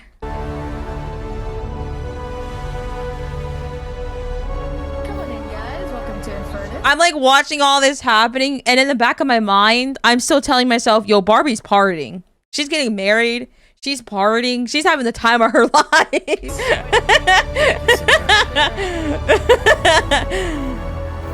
are so many people. Oh my god.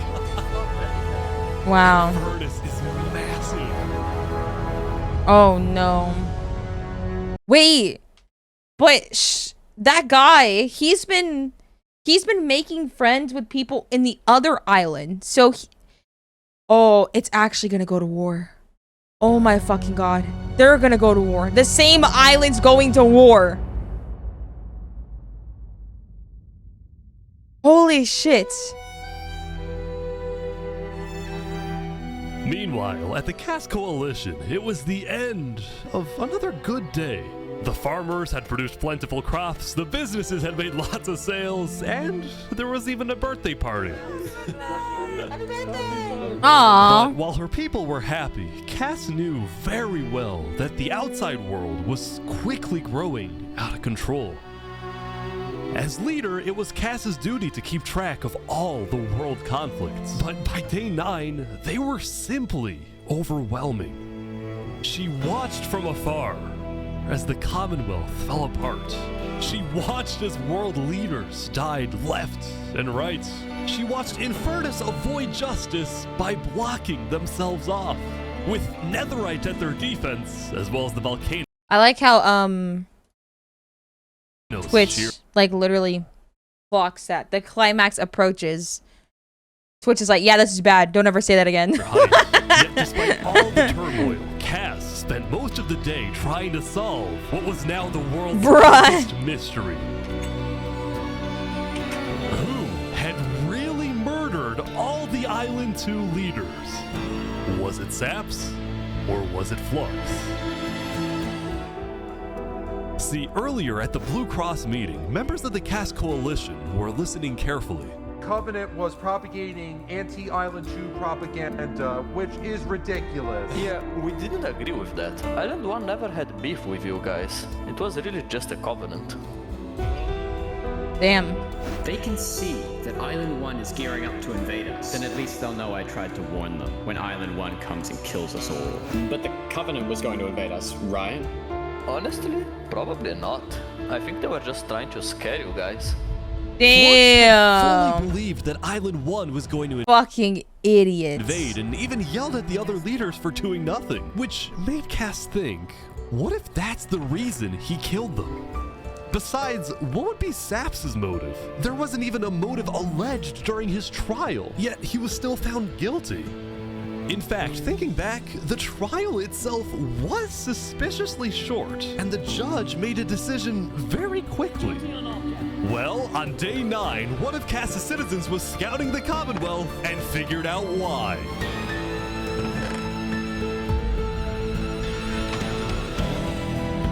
Flux had bribed the judge to ensure Saps was found guilty. When Cass discovered this, she immediately called for a meeting with local leaders. It's been Flux this whole time. I'm so mad. He needs to die. Fire. Finally. Finally.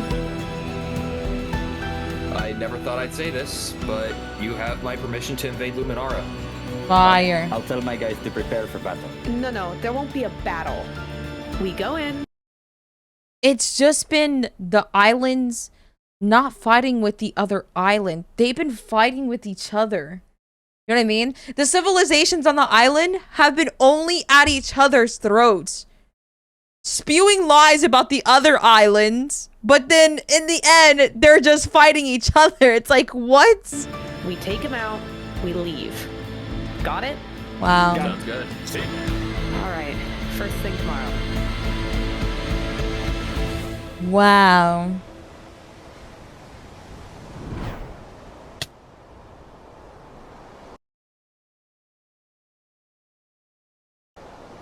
Damn.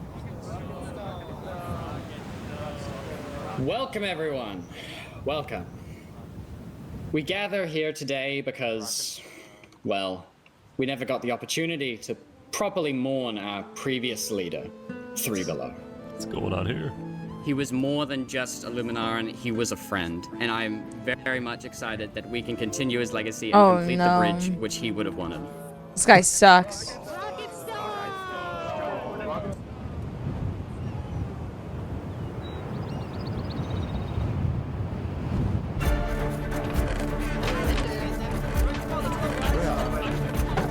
Alright, let's go. Oh no.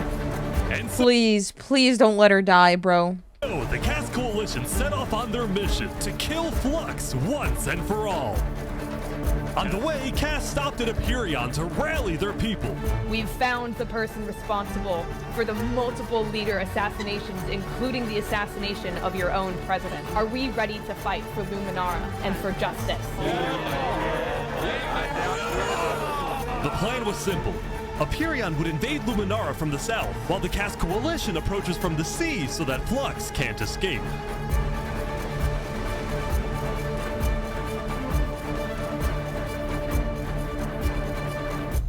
And I just, Oh, they're here! They're here! Oh, look. Flux is running. Oh! They're after him! Surrender, Flux! I don't want to do this! Oh! She's gotta go. Come on. No, kill him! Kill him! What are y'all doing? Just kill him! Surrender, surrender. Oh my fucking god. Just fucking kill him. I'm not moving. Flux, you are under the arrest, killing Jag, Alki, members of Tricolor, and leader of... Oh my fucking god. Outrage! And attempting my assassination. Oh! Flux had stopped and surrendered, but there was a bit of confusion. He's entitled to a fair trial. Wait, I thought it was He's our president. Going in, Cass had been under the impression that the people of Luminara wanted Flux to be overthrown, when in reality, most Luminarans knew nothing about his crimes. Don't be speaking to a mass murderer right now. Don't let him get through the crowds, guys. Where's Legacy? Luminarans, do you want this man alive? Yeah, entitled to a fair trial. Yeah. No. Why give them a fucking choice to ask? Just fucking kill him. He was gonna kill you? What? All of a sudden, Cass wasn't sure about what to do. Oh. Now you gotta kill him. He's running. He's running.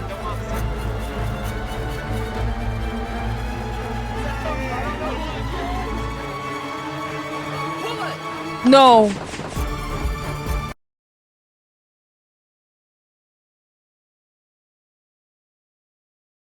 They're idiots, bro. Actual idiots, chads.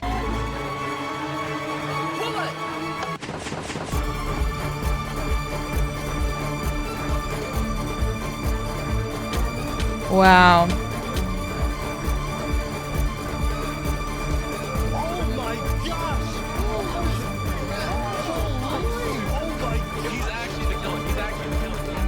Flux had killed 5 people using a secret track he had built the day before.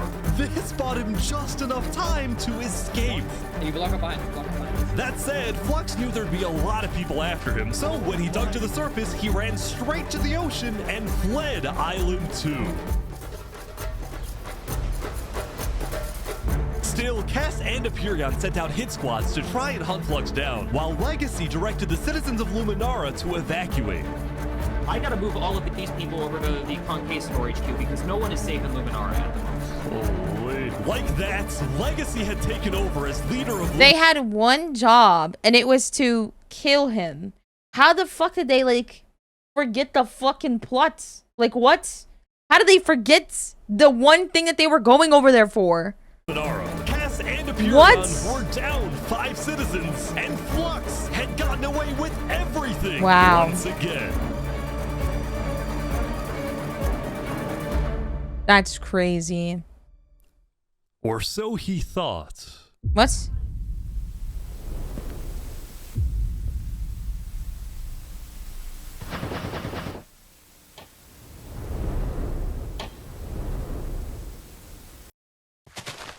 I am so confused on what's happening right Oh now. my god!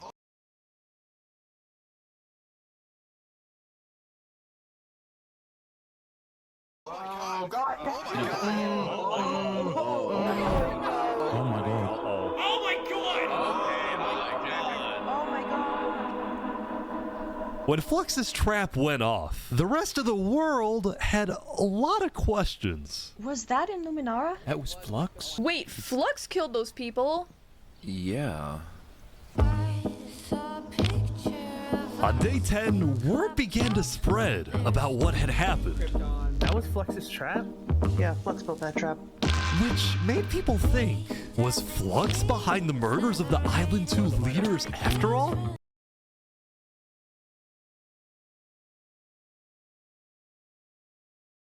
Oh, I love it when they all like find out last minute. They're like, wait a minute, so he was right? Get out of my fucking face, dude. It's day 10. They all had to figure out by day 10, by the way. Dude, I think Flux was behind everything. Shaps was right. Suddenly, the world realized that Saps had been telling the truth.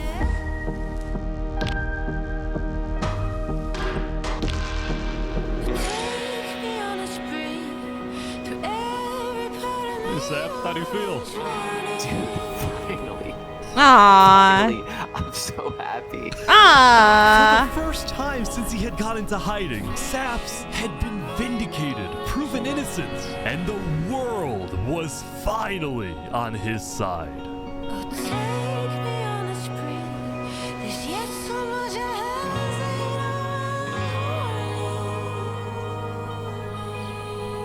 And now, instead of hunting for Saps, all of Island 2 was determined to find Flux.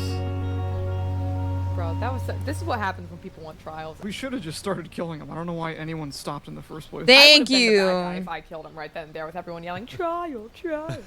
But the search for Flux didn't take long. Someone just saw Flux going up the volcano. Oh, you're Oh, kidding. no. No. It's over.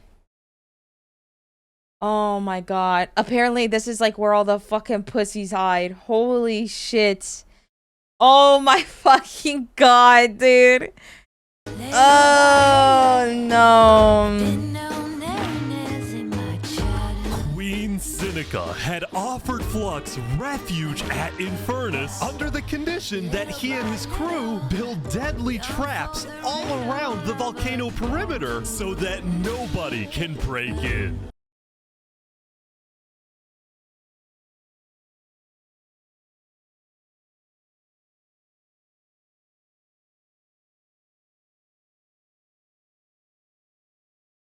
She's gotta go. But the rest of the world was unfazed. Yeah, they're gonna pay for what they did. Yep. On day 10, all of Island 2 joined the Tricolor West Helm Alliance and declared war against Infernus. You have the rest of the server on your ass. What the fuck?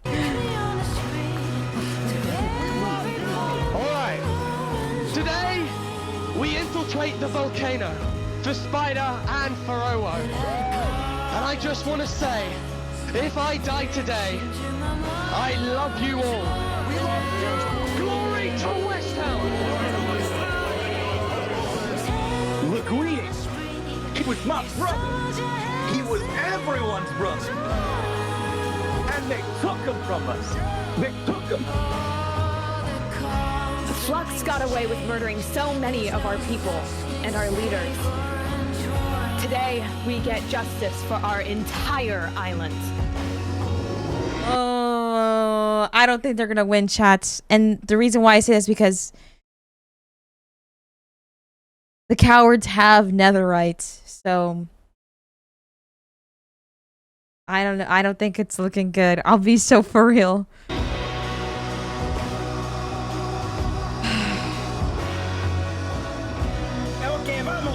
Alright, everyone in. I'll meet you at the Coliseum.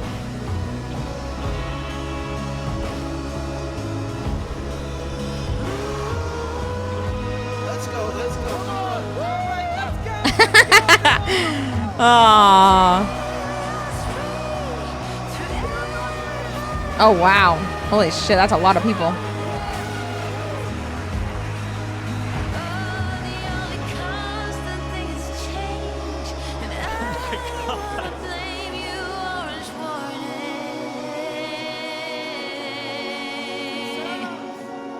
A few days ago, my home was turned into a death trap behind my back. I was framed and then Oh yeah, forced Barbie's to still go through a partying right now. written Trial. Guilty on all counts. Yes.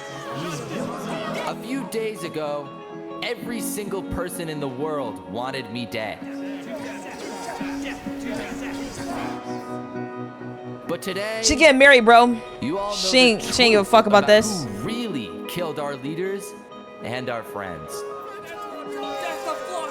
Today, we walk ahead, we storm the volcano, and we get justice!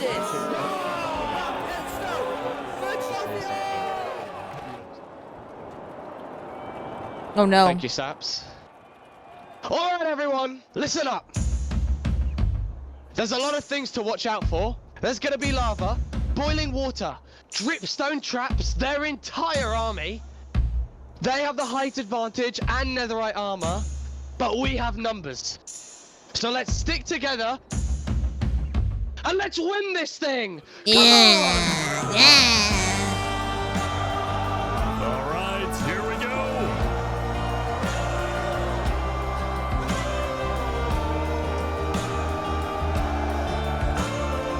There's so many people.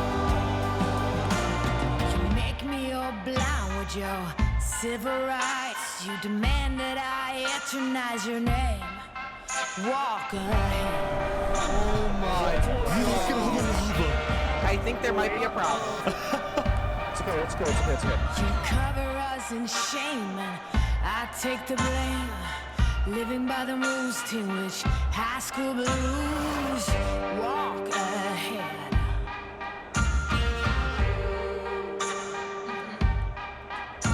Big cannons keep provoking. Blood returns, thirst choking. Can anyone stand this nonsense?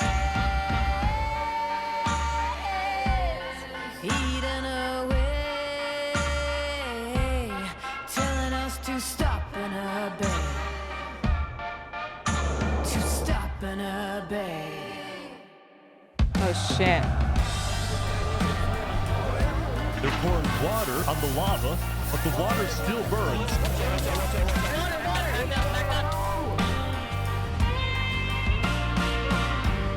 Okay, send out the covenant now, right now.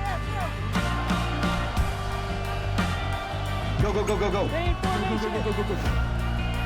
Oh, big fighting on the ground right now. Covenant is attacking from behind. Keep going! Skin shining, Joker's got silver linings. Holy Mary sings songs in the wet rain. Walk ahead. Shields up, shields up! Some heroes, guys, they only have 7 heroes. Now every new day is a new firearm to my teeth. It's just chaos on the ground as well. It's the Covenant. Someone show me someone living up desire. Oh shit.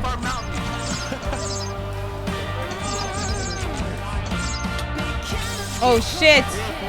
They got it, they got it.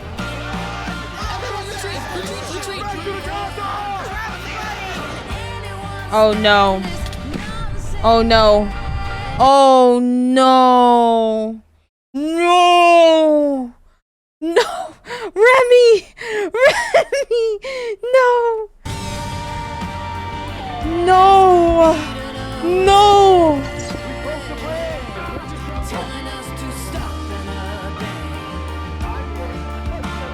The final push, here we go.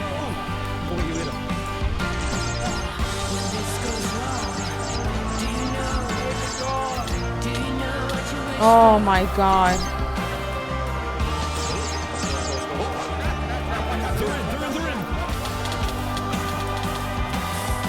No!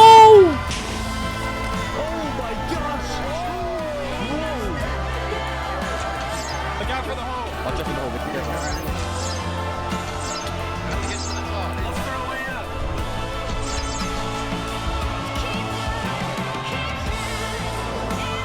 I need them to win. I need them to win. No.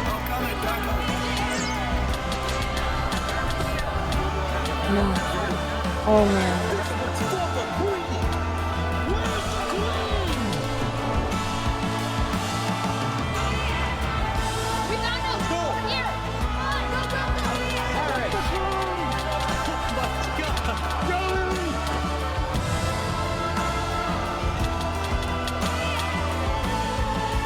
No!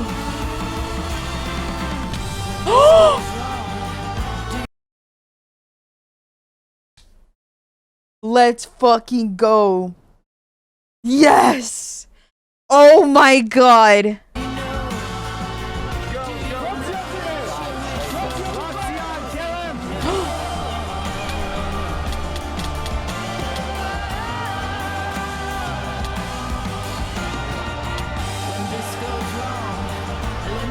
No, he's gotta die.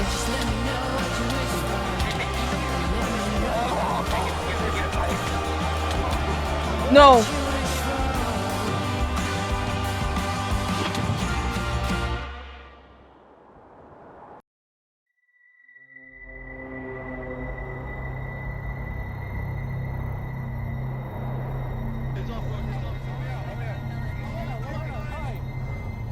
He didn't die.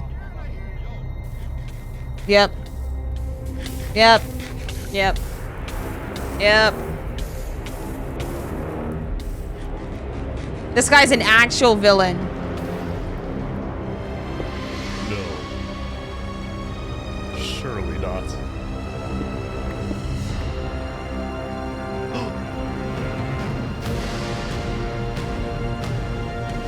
No, of course he has a tunnel. Of course. Where was he? I saw him! I saw him! Oh man.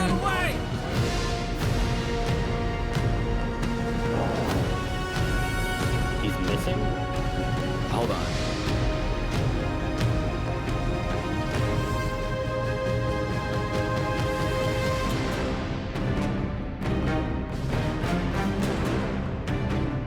Oh no. Oh, come on. Alright guys, let's go, let's go.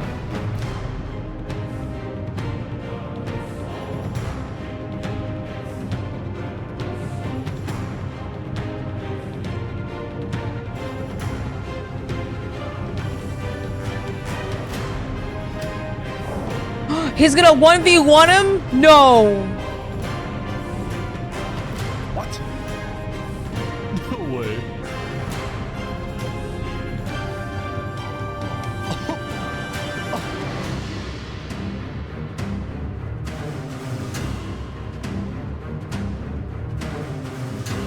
Wow, you actually showed up.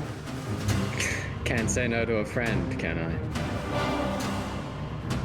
Let's make this a fair fight, okay? Flux. Ridiculous. Look at all these people dying right now because of you. You know, Saps, none of this would have happened if you had died like you were supposed to. I'm sorry for everything you've had to go through. Wow. Holy shit.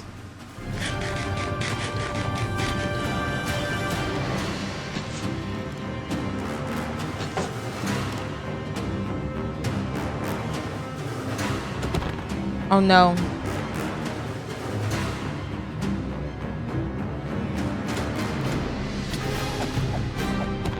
Oh no.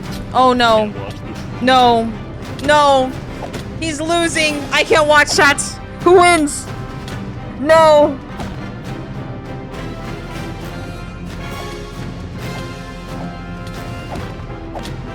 Oh no. I can't watch. Oh no. Please don't let him win. Please. Please, no. Come on, bro.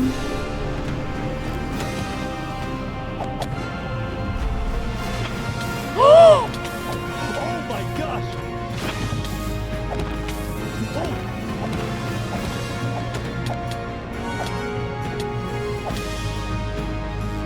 He's running. Please. Please.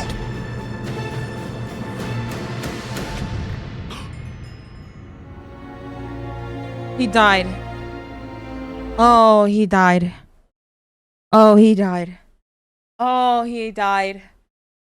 Oh. No. Oh!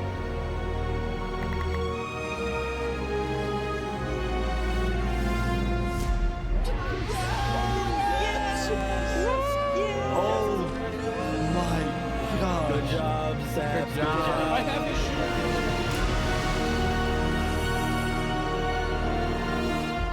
saps had killed Flux. Fire. And with that, Flux's reign of terror was over. Oh, wait, is Cass alive still?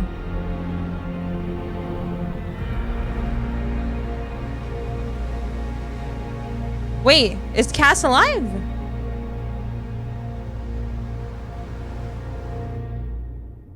Okay. Yes, all right. All the important people will be alive to watch Barbie get married. Let's fucking go.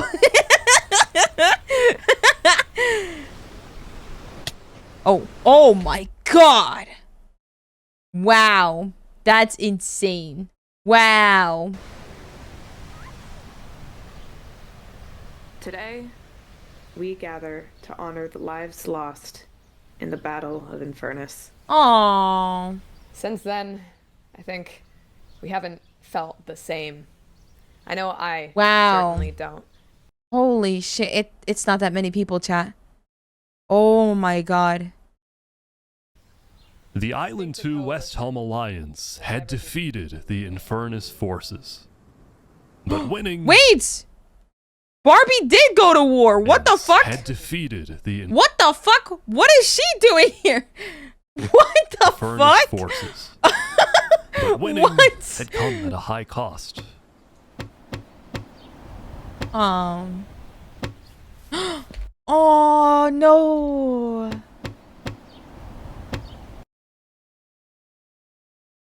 Also, the singer died. The dude that wrote the songs, he died. I don't know if you guys saw that. He fucking died.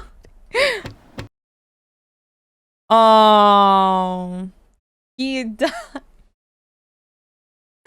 Oh. Oh. Wow. After the war, people across the world took time to mourn their dead, reflect upon the battle, and then, eventually, decide how to move on.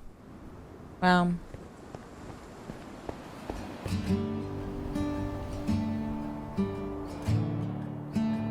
Now that Infernus, the Covenant, and the Commonwealth were off the map, there were talks of creating a new world government. But ultimately, it never really materialized, and all the remaining nations just agreed to do their own thing and have peace. I thought that's what everybody wanted to do. That's what everybody wanted to do to begin with, bro. Oh my god. Oh my god. Island 1 had taken the brunt of the war. Crops trampled, the big tree scorched, the volcano ravaged. As a result, people across Island 1 struggled after the war. Some of them joined cults, while others moved to Island 2 in search of a better life. Damn. Elysium was fine though. Instead of going to war on day 10, the Nation of Peace had decided to hold a peace festival. And on their shore was something new. A bridge stemming all the way from Luminara.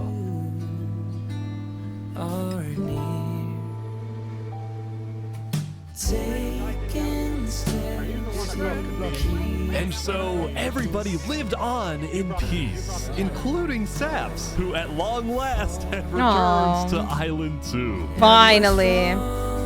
Poor Sap. This brings back memories. Still, the world wasn't totally conflict-free. The Cass Coalition Bakery was yet to be exposed for causing the death of Wood Daddy. And Knight Arcturus was still in hiding, yet to be found by Westhelm. Damn. It's a big world, so it's not a surprise that many stories like Hey! Oh, I want to see footage of the wedding. I think there's some beauty in that.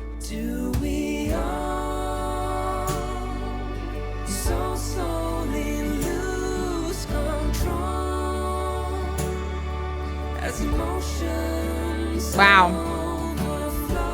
Yeah, we still have some work to do.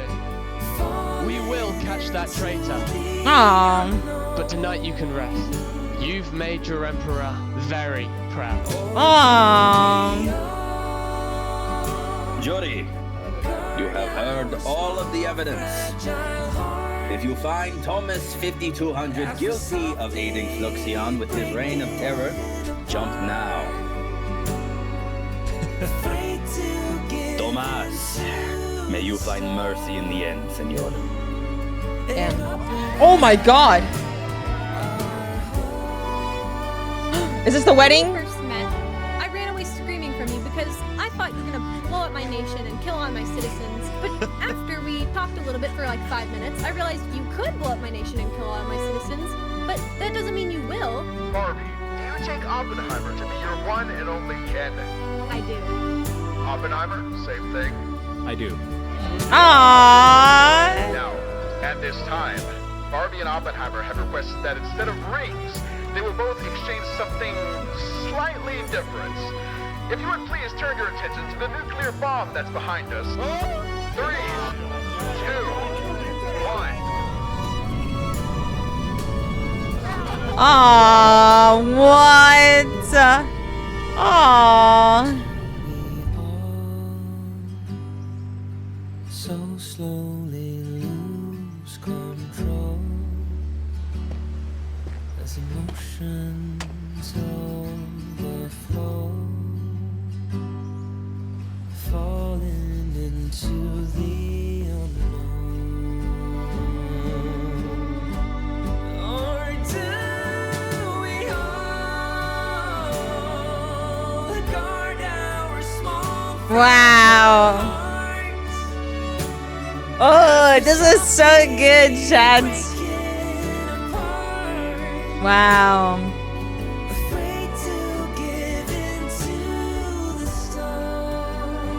Dang.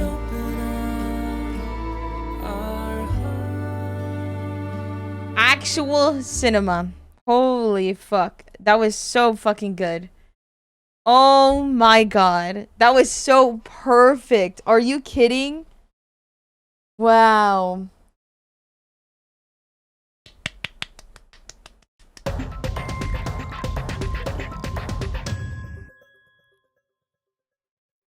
Absolute cinema.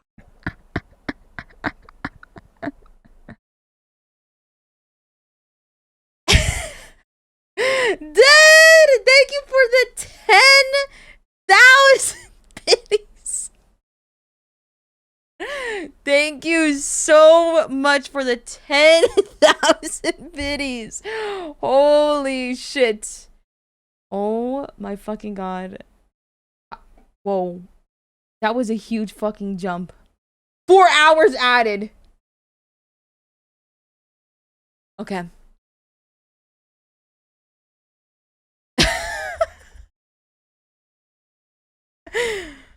Wow, dude. That was a good video, by the way. That was so fucking good.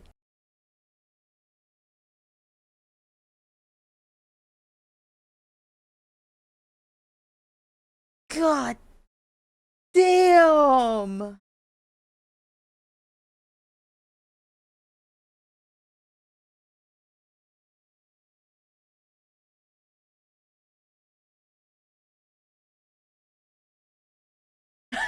I just see all of